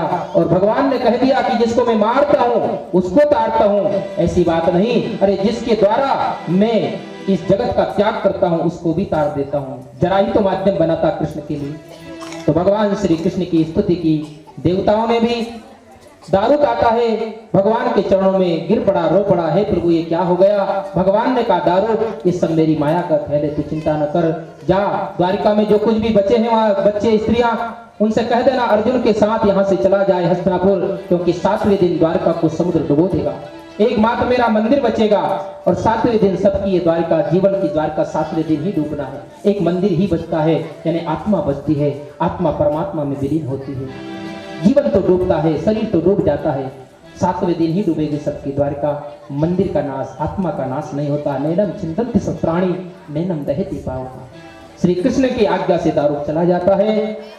भगवान की स्तुति कर रहे हैं सभी देवता और सबके देखते देखते भगवान इस पृथ्वी से 125 वर्ष में अदृश्य हो जाते हैं। आकाश से देवता पुष्प बरसाते हैं, बाजे बजाते हैं, जय जयकार होती है, बोलिए द्वारिकाधीश भगवान की जय। 125 वर्षों तक श्री कृष्ण इस धरती पर रहे थे, एक भी बाल सफेद नहीं हुआ, एक भी मुंह का दांत नहीं गिरा था। लेकिन भगवान कृष्ण कहीं नहीं गए, ये मत समझना कि वो कहीं चले गए, वो हमारे सबके बीच में है और प्रत्यक्ष भागवत के रूप में है।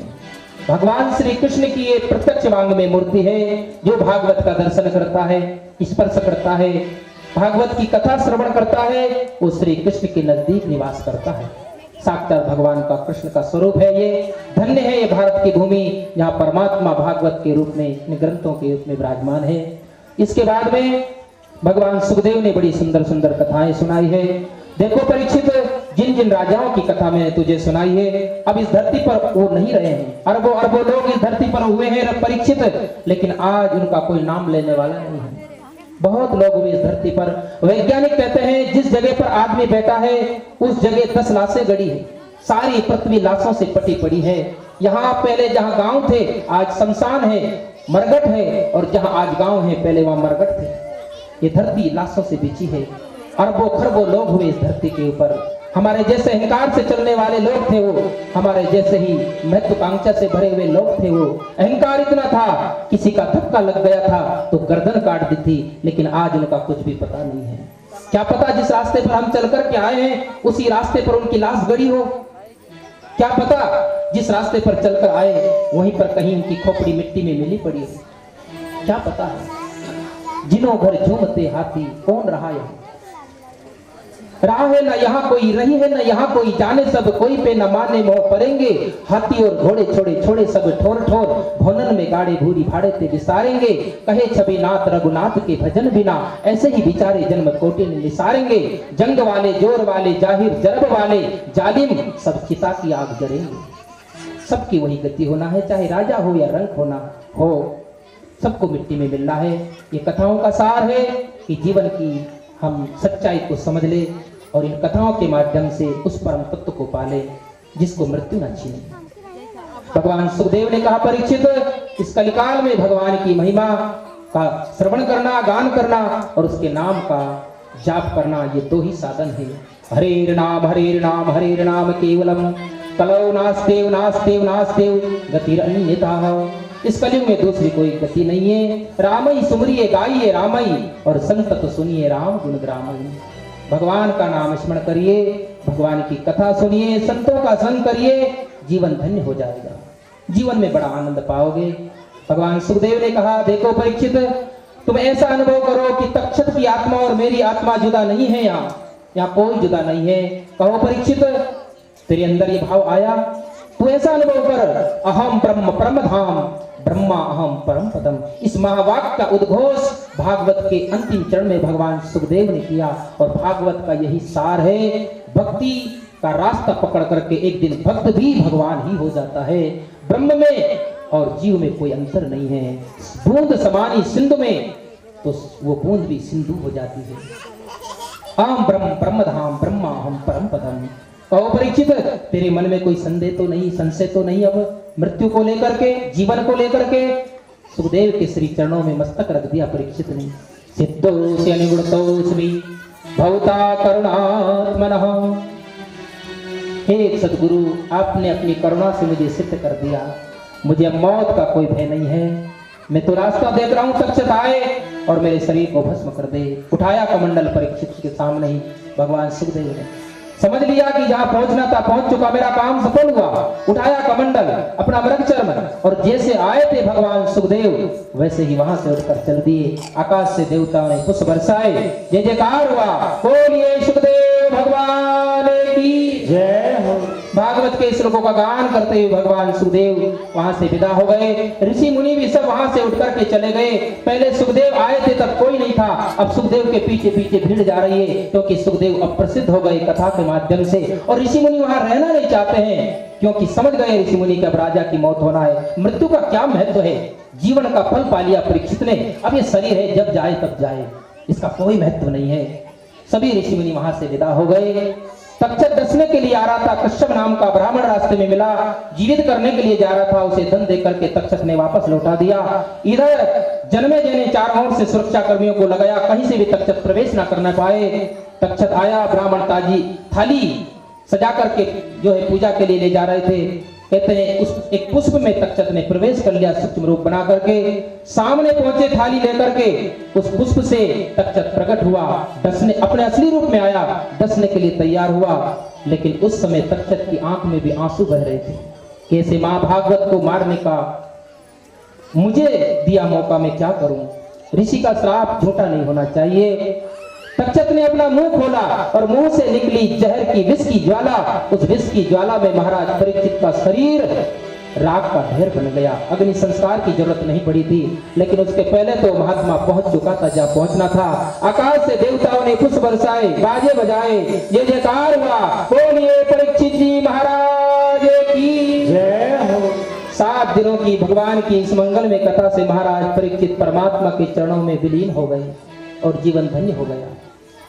जो कोई मन लगाकर परीक्षित की तरह श्री हरि के चरणों में अनुराग करके इस कथा को श्रवण करेगा, उसे भी अंत में परमात्मा श्री हरि के चरणों की प्राप्ति होगी और जीवन में अनुराग बढ़ता रहेगा, जीते जी मुक्त हो जाएगा इस संसार से। सर्प यज्ञ किया था जन्मेजय ने, बृहस्पति ने आकर के उसको रोका। इसके बाद में मार्कंडे की कथा सुनाई श्री सूत जी महाराज ने। भगवान श्री हरि ने प्रलय का दर्शन कराया था मार्कंडे को, और वट वृक्ष के पत्ते के ऊपर बाल रूप में भगवान ने दर्शन दिया। ये कथा सुनाई।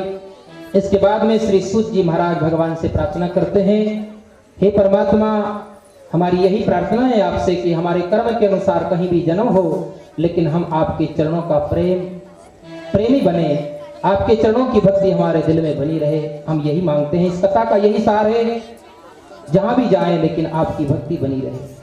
और अंत में भागवत का विश्राम करते हुए श्री हरि के चरणों में बारंबार नमस्कार करते हैं। आइए हम सब भी भगवान श्री हरि के चरणों में अपने जीवन को समर्पित करें, उनके चरणों में प्रणाम करें। नाम संकीर्तनम यस्य, नाम संकीर्तनम यस्य, सर्व पाप प्रणाशनम, सर्व पाप प्रणाशनम, प्रणामो दुःखशमनः, प्रणामो दुःख शमनः, तम नमामि हरिं परम, तम नमामि हरि परम तम नमामि हरिं परम तम नमामि हरि परम। जिनका नाम लेने से, जिनका कीर्तन करने से सारे पाप और ताप का नाश हो जाता है, ऐसे परम पद रूप श्री हरि के चरणों में हमारा सबका प्रणाम है। प्रभु हमारे प्रणाम को स्वीकार करिए। कायेन वाचा मनसेन्द्रियैर्वा बुद्ध्यात्मना वानुसृत स्वभावात् करोमि यद्यत् सकलं परस्मै नारायणायेति समर्पयेत्। मन वचन कर्म से हे परमात्मा, हमने जो भी किया है आप ही के श्री चरणों में समर्पित करते हैं, ये जीवन भी और सब कुछ। इसमें अगर कोई त्रुटि रह गई हो तो हमें आपका दास समझ करके क्षमा कर दीजिए। जीव का तो स्वभाव है अपराध करना, दोषों का घर है ये जीवन। हमारे अपराध को क्षमा करे और आपके चरणों का अनुराग हमें प्राप्त करे। तो 7 दिनों की ये भागवत कथा आज यहाँ विश्राम लेती है। कथा की पूर्ण आवृत्ति नहीं होती है। जीवन जब तक है कथा तो सुनते रहना चाहिए, श्रवण करते रहना चाहिए। कथा विश्राम ले रही है, पोथी को यहाँ विश्राम देते हैं। अब अपने जीवन की पोथी को हमें खोलना है। 7 दिनों तक हमने जो सुना है हमारा जीवन बने। संकल्प लेकर के उठना यहाँ से, मेरे जीवन में अगर कोई दुर्गुण है, दोष है, तो मैं उन दोषों को मिटाऊंगा। तभी कथा सुनना सार्थक है। जितना हो सके अपने जीवन को सरल बनाना, सहज बनाना। कुछ भी नहीं रखा इस जगत में। परमात्मा के अनुग्रह का पात्र अगर बनना है हमें तो सबको हृदय से लगाओ। क्या बेर का विष पालना है इस जगत में, आनंद से जियो, थोड़ा जीना है। यही कथा का सार है। प्रेम ही सबका सार है इस जगत में। प्रेम परिचय को पहचान बना देता है, प्रेम वीराने को गुलिस्तान बना देता है। मैं आप बीती कहता हूँ औरों की नहीं, प्रेम तो इंसान को भी भगवान बना देता है। इस प्रेम का संदेश लेकर के भागवत के द्वारा जाना, कहीं भी जाओ तुम सबसे प्रेम करो, किसी के प्रति कोई शत्रुता ना हो। भगवान के श्री चरणों में हमारा सबका प्रणाम। ऐसी सद्बुद्धि है परमात्मा हम सबको दे, सभी के जीवन में भक्ति बढ़े, सुख शांति बढ़े, ऐसी कामना के साथ अब हम वाणी को विश्राम देते हैं। इस कथा का जो आयोजन किया है हमारे श्री कृष्णकांत जी पांडे जी और उनके चारों पुत्र, उनका पूरा परिवार, उनको मेरा बहुत बहुत धन्यवाद है। भगवान से मेरी प्रार्थना है परमात्मा आपके पूरे परिवार में, आपके दिल में इसी प्रकार श्री हरि की भक्ति बढ़ती रहे, यही मैं कामना करता हूँ। अनुराग आपका परमात्मा के प्रति अनुराग, ये जिसको अनुराग मिला वो खुद जानता है, तो और बढ़ता रहे दिनों दिन, ऐसी मैं कामना करता हूँ। सभी को मैं धन्यवाद देता हूँ, हमारे संगीत के इन रसियाओं को भी जिन्होंने अपने संगीत के स्वरों से भगवान की कथा को इतना सुंदर सजाया। भैया ने सुंदर सुंदर झांकियां बनाई, ठाकुर का दर्शन कराया। कथा के माध्यम से देखो, जब प्रत्यक्ष में भगवान का स्वरूप आता है तो भक्ति में और चांद लग जाते हैं और भाव वृद्धि होती है। इसीलिए हम ठाकुर के स्वरूप के लिए भैया को इनको बुला लेते हैं, ताकि ठाकुर का अनुराग आपके दिल में और बढ़ता रहे। कभी कुछ लोग ऐसे हो जाते हैं, बहुत से कहते हैं, कभी कभी ऐसा भी बोल देते हैं लोग, महाराज भी कुछ धंधा करने लगे, लेकिन ऐसा कभी मत दिल में लाना। मेरा एक ही भाव रहता है कि आपके दिल में श्री कृष्ण के प्रति और अनुराग बढ़ता रहे इस माध्यम से, ताकि स्वरूप भी प्रकट हो तो भगवान का स्वरूप दिल में बसे, वो याद आ जाए। कथा तो है ही है, लेकिन कथा के माध्यम से स्वरूप सन्मुख आता है तो और भाव बढ़ जाता है। तो इनको भी धन्यवाद है, सुंदर दर्शन कराया। और आप सबकी तो क्या कहूँ, इतने प्रेम से, इतने अनुराग से आपने कथा सुनी है। 7 दिनों तक आप सभी ने जो प्रेम दिया है, उस प्रेम को हम लोभी के रुपए की भांति दिल में छिपा के रखेंगे, कभी भूलेंगे नहीं। बहुत बहुत धन्यवाद आप सबको। उस प्रेम को जब तक जीवन है हम याद रखेंगे। 7 दिनों का हमारा मिलना हुआ है, मिलन 7 दिन का हमारा तुम्हारा, रही जिंदगी तो फिर मिलेंगे दोबारा। राम नाम की माला जपना, प्रभु चरणों में मन को लगाना, उसी का मिलेगा तुमको सहारा, रही जिंदगी तो फिर मिलेंगे दोबारा। इस जग की यही है रीति, करना यहाँ सबको झूठी प्रीति, इस झूठे जग से कर लो किनारा, रही जिंदगी तो फिर मिलेंगे दोबारा। एक बार बड़े भाव और प्रेम से भगवान की हम जयकार करें। और देखो 7 दिनों तक अगर इस दास के द्वारा कुछ ऐसे शब्द निकल गए हो जो आपको अच्छे न लगे हो, तो उसे मेरी त्रुटि कमी समझ करके भूल जाना, कभी दिल में मत रखना। और ऐसे शब्द आपको सुनाई दिए हो इस वाणी के द्वारा जो आपके जीवन में परिवर्तन लाने वाले हो, आपके जीवन में को जो जहां जी रहे वहां से झकझोर देने वाले हो और परमात्मा की तरफ, सत्य की तरफ अग्रसर करने वाले शब्द तुम्हारे कान में पड़े हो इस यहाँ से, तो भगवान सुखदेव की वाणी को समझ करके उसे हृदय में धारण करना। बस यही भागवत का सार है मिलन 7 दिन का हमारा तुम्हारा, फिर रही जिंदगी तो मिलेंगे दोबारा। एक बार बड़े भाव और प्रेम से भगवान की जयकार करे। बोलिए सुखदेव भगवान की जय, बोलिए भक्तवत्सल भगवान की जय, बोलिए गिरिराज महाराज की जय, श्री सद्गुरुदेव भगवान की जय। धर्म की जय हो, अधर्म का नाश हो, प्राणियों में विश्व का कल्याण हो, गौ माता की जय हो, पृथ्वी माता की जय हो, अपने अपने गुरु गोविंद की जय हो, अपने अपने माता पिता की जय हो, आज के आनंद की जय हो। नमः पार्वती पते हर हर महादेव, जय जय श्री राधे।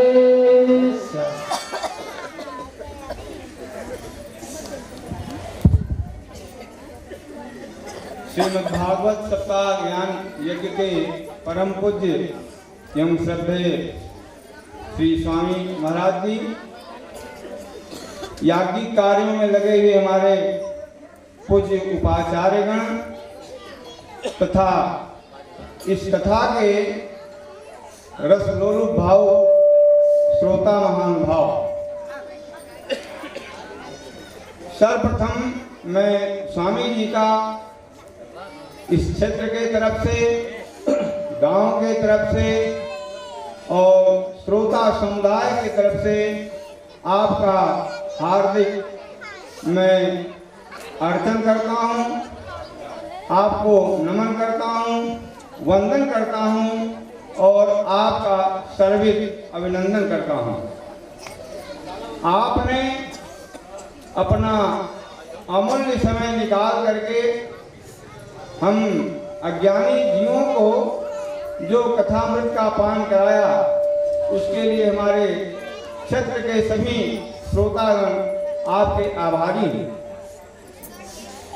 इस कथा में तन्मयता लाने के लिए हमारे संगीतज्ञ महानुभावों ने जो अपना योगदान दिया है, उसके लिए भी मैं अपने तरफ से, पूरे श्रोता समुदाय की तरफ से आपके प्रति मैं आभार व्यक्त करता हूँ। हमारे पूजनादि कार्यों में लगे हुए जो व्यास श्री उपाध्याय जी हैं और अन्य जो आचार्यगण हैं, उनके लिए मैं फिर पुनः नमन और वंदन करता हूँ। स्वामी जी से मेरा एक निवेदन है, आप हरिद्वार से चल करके हम श्रोता समुदाय को हरि के द्वार तक तो ले गए हैं, लेकिन हाड़ मांस की जो किवाड़ भी बंद पड़ी है, उसको खोलने के लिए समय समय पर आपको आना होगा। और हम उम्मीद करते हैं कि हम लोगों के तुच्छ स्वागत को स्वीकार करते हुए यद किंचित जो भी आपकी सेवा में त्रुटियां हुई होगी, उनको आप अपने गुरुत्व, व्यक्तित्व, त्याग और तपस्या के बल से उसे क्षमा करेंगे, अन्यथा नहीं मानेंगे। भागवत की पंक्ति है, एसाम संस्मरणात् सद्य शुद्धं वै गिया किम पुनर्दर्शनम तेसाम पाद शौचासनादि। जिन संत महात्माओं के स्मरण मात्र से वे घर, वे गांव, वे क्षेत्र पवित्र होते हैं, ऐसे संतों का यदि स्वयं 7 दिनों तक दर्शन हो रहा हो, उनके आशीर्वाद मिल रहे हों, उनके ज्ञानामृत का पान होता रहा है, तो निश्चित रूप से आपके ये अमृत वचन हम सुसुप्त ज्ञानी जीवों के ग्रंथ को भेदने में अवश्य समर्थ होंगे, ऐसी उम्मीद है। मैं अधिक इसलिए नहीं कुछ कहना चाहता कि हमारे बीच से हमारे जो संगीतज्ञ लोग हैं, वे अभी जाना है, इनको वाराणसी 6 बजे 5:30 बजे इनको छोड़ना है। हमारे सम्मुख हमारे बहुत सारे गुरुजन, श्रेष्ठजन, समवयस्क, अनुज और माताएं बहनें यहाँ हैं। मैं बहुत लोगों से तो नहीं चाहता हूँ, लेकिन हमारे 3 गुरु स्वामी यहाँ हैं। प्राथमिक गुरु श्री ज्ञानचंद्र जी, मिडिल के गुरु श्री जनार्दन राम त्रिपाठी और माध्यमिक गुरु जय नारायण देव। इसमें मैं श्री जनार्दन नाम त्रिपाठी को यहाँ बुला रहा हूँ और मैं चाह रहा हूँ कि अपने भावात्मक पुष्पों के द्वारा आपका भी कम समय में 2 शब्दों में आपका अभिनंदन करें और हम लोगों के द्वारा जो कुछ त्रुटियां आपकी सेवाओं में हुई हों उनके लिए भी आपसे प्रार्थना करें, निवेदन करें। और मेरी हमेशा ये कामना है कि हरिद्वार तक यदि आप पहुंचा रहे हैं तो उसके दरवाजे को खोल करके जो मूल गंतव्य वहां तक पहुंचाने में आपका योगदान रहना चाहिए। इन्हीं आशाओं के साथ मैं अपने गुरु जी को आमंत्रित करता हूं कि आएं और 2 शब्द हमारे स्वामी जी के विषय में, हम लोगों के विषय में और इस कथा के महात्म के विषय में अपना प्रकाश डालें। थोड़ा विलम्ब होगा, नहीं घबराए ना। इसके बाद में अपने ब्राह्मणों को जो भी स्वयं वृंदावन के हैं, मथुरा के हैं और गोकुला के हैं, उनको तो मैं कुछ दे नहीं पाऊंगा, मुझसे लेना है, लेकिन फिर भी हमारी कुछ सेवा को स्वीकार करेंगे। और उनके लिए मैं, देखो भाई रमाशंकर जी, शिव शंकर गाड़ी की व्यवस्था करिए, गाड़ी में हम आ लीजिए, यहाँ से फिर तुरंत लोग निकलेंगे।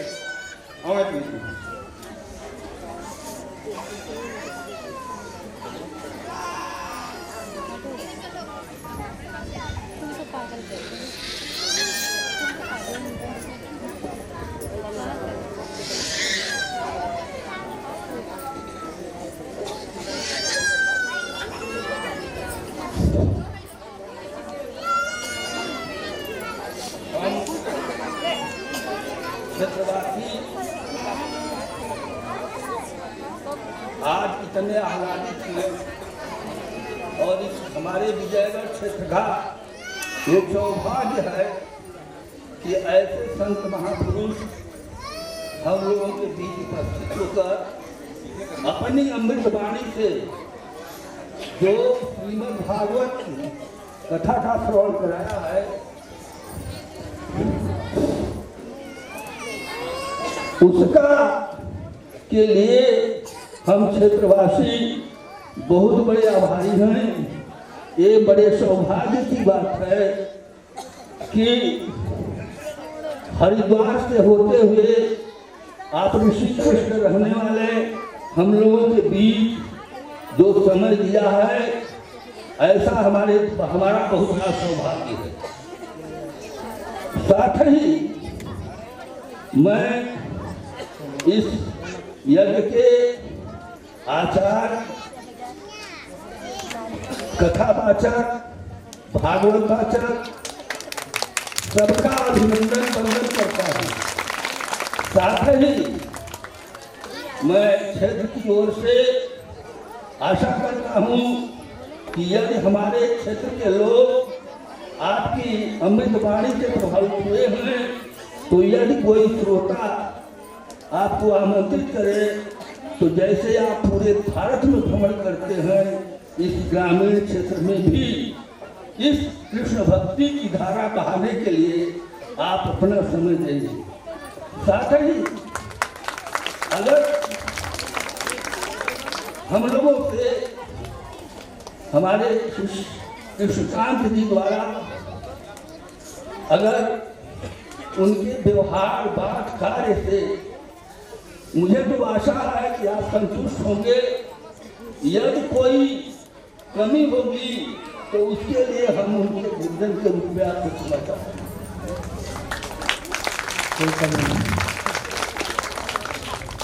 साथ ही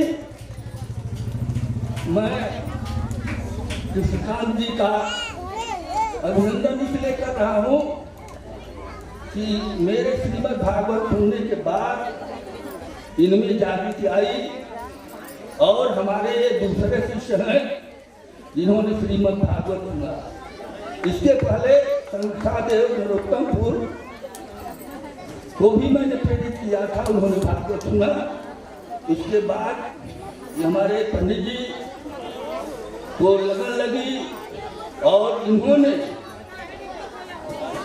इलाहाबाद के संगम से दूर के हमारे रत्न को हम लोग के बीच में पकड़ दिया है ये हम लोग का बहुत बड़ा सौभाग्य है, क्योंकि भागवत तो बहुत सुनाते हैं, हर तरह के लोग हैं, लेकिन वास्तव में आपकी कथाएं हम लोगों के हृदय को स्पर्श करने वाली है। मैं अंतिम में आपके चरणों में नमन करता हूँ, साथ ही मैं समस्त श्रोताओं का, आचार्य बंधुओं का और ये हमारे जो संगीत के कलाकार हैं इनका भी मैं अभिनंदन करता हूँ और क्षमा भी मांगता हूँ कि कोई भूल क्षमा।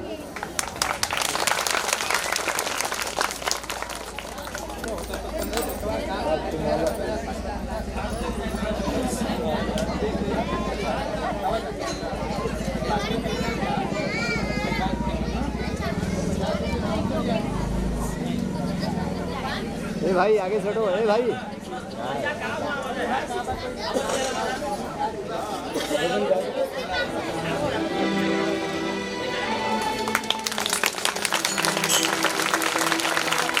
कथा सुनाने वाले हो, गोविंद नाम सुनाने वाले, तुमको लाखों प्रणाम, तुमको लाखों प्रणाम, तुमको लाखों प्रणाम, तुमको लाखों प्रणाम। हरि की कथा सुनाने वाले, हरि की कथा सुनाने वाले, गोविंद नाम सुनाने वाले, गोविंद नाम सुनाने वाले, तुमको लाखों प्रणाम, तुमको लाखों प्रणाम, तुमको लाखों प्रणाम, तुमको लाखों प्रणाम। अवतार तेरा क्या पावे, बस शीश झुका यही गावे, अवतार तेरा क्या पावे, बस शीश झुका यही गावे। जिनको भी पूजन करना है वो अब कर सकते हैं पूजन, केवल 5 मिनट का समय है, जिनको भी करना है। पार तेरा क्या पावे, बस शीश झुका यही गावे, हम पार तेरा क्या पावे, बस शीश झुका यही गावे। आके जगाने वाले, आके जगाने वाले, गोविंद नाम सुनाने वाले, गोविंद नाम सुनाने वाले, तुमको लाखों प्रणाम, तुमको लाखों प्रणाम, तुमको लाखों प्रणाम, तुमको लाखों प्रणाम। और घट घट अंतर्यामी, हम पतित और अज्ञानी, तुम घट घट अंतर्यामी, हम पतित और अज्ञानी, तुम घट घट अंतर्यामी, पतित और अज्ञानी, तुम घट घट अंतर्यामी, हम पतित और अज्ञानी। ओ आगे जगाने वाले, आगे जगाने वाले, लाखों प्रणाम तुझे, लाखों प्रणाम तुमको, लाखों प्रणाम तुमको, लाखों प्रणाम। हम शीश झुका यही गावे, गुरुदान प्रभु हम गावे, हम शीश झुका दे जाएंगे। राधे राधे नाम तुम्हें दे जाएंगे, राधे राधे नाम तुम्हें दे जाएंगे, राधे राधे नाम तुम्हें दे जाएंगे, राधे राधे नाम तुम्हें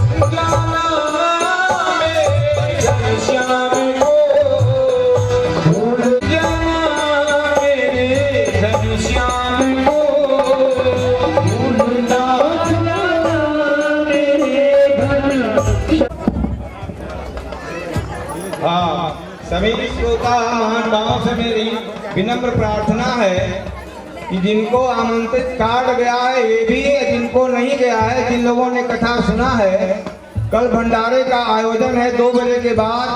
आप अवश्य प्रसाद महाप्रसाद लेने के लिए कष्ट करें। हमारे जितने श्रोता महानुभाव हैं, मेरी विनम्र प्रार्थना है उन लोगों से कि जिनको आमंत्रित कार्ड मिला है उन्हें भी, जिनको नहीं मिला है एक कृष्ण की सूचना है कि आप भंडारे में अवश्य सम्मिलित हों।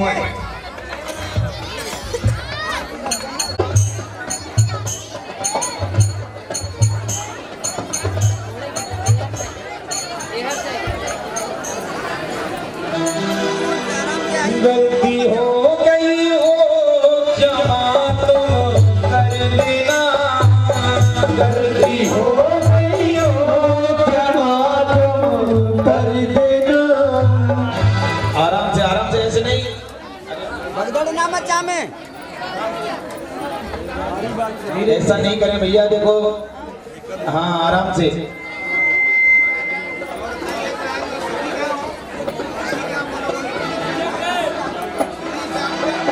गलती हो गई हो क्षमा तुम कर देना, गलती हो गई हो क्षमा तुम कर देना।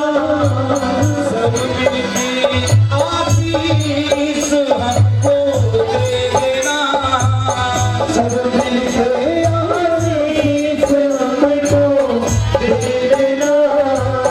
फिर कभी आई तो भजन सुनाएंगे, राधे राधे नाम तुम्हें दे जाएंगे, राधे राधे नाम तुम्हें दे जाएंगे, राधे राधे नाम तुम्हें दे जाएंगे, राधे राधे नाम तुम्हें दे जाएंगे, राधे राधे नाम तुम्हें दे जाएंगे, राधे राधे नाम तुम्हें दे जाएंगे।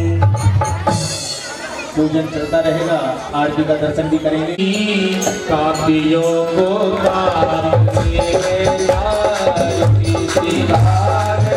भगवान की करवारी, कापियों को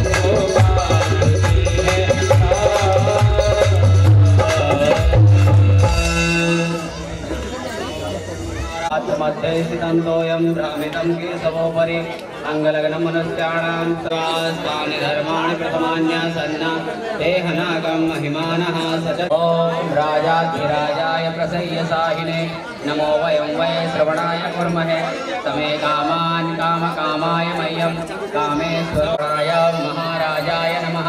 ॐ विश्वतक्षक्षरविश्वतोमुखो विश्वगवावविश्वतत्त्वात् सम्भाव्यां नमति सम्पदत्रैर्ध्यावा भूमि जनयन् देवदेका।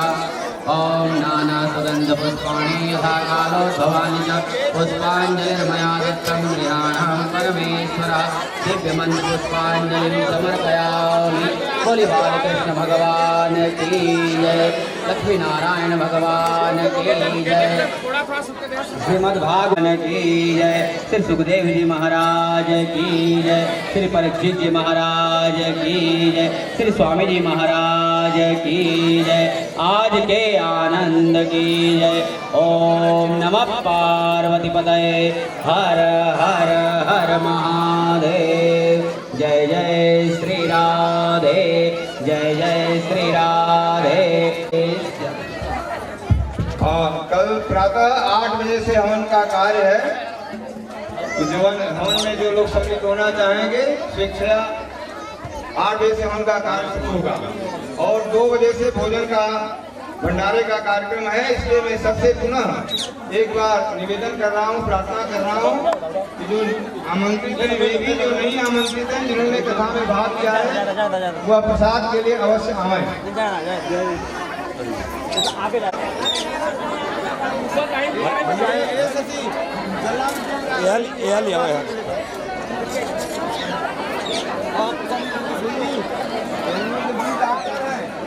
पंडित जी के लड़के हैं, बड़े आदमी है, आशीर्वाद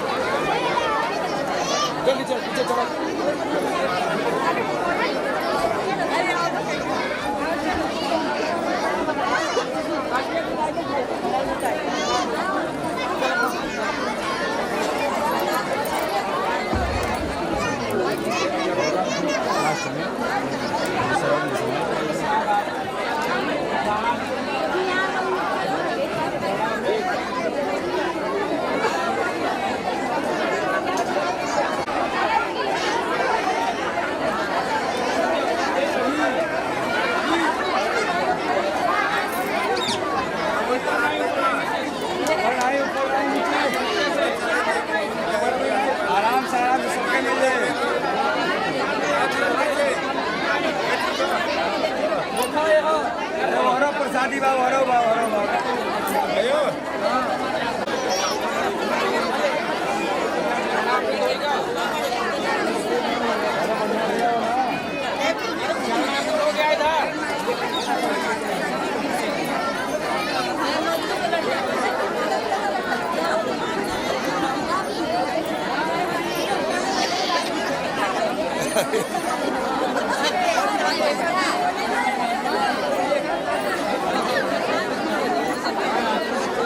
और मेरा विश्वास है कि इस मानसिक ब्रज यात्रा से आपको वास्तविक ब्रज की यात्रा करने का ही फल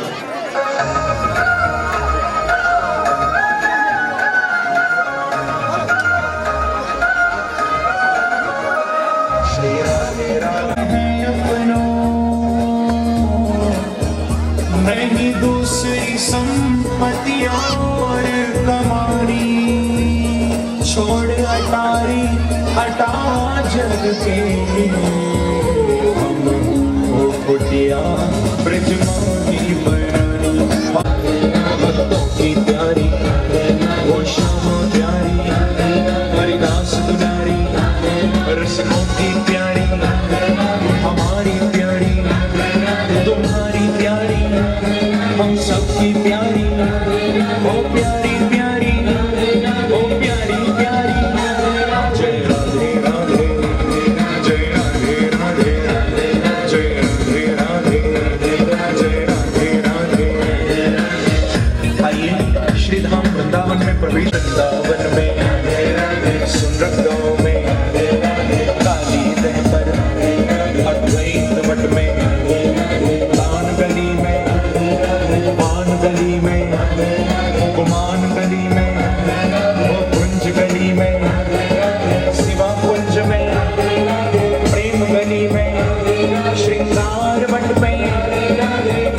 घाट पे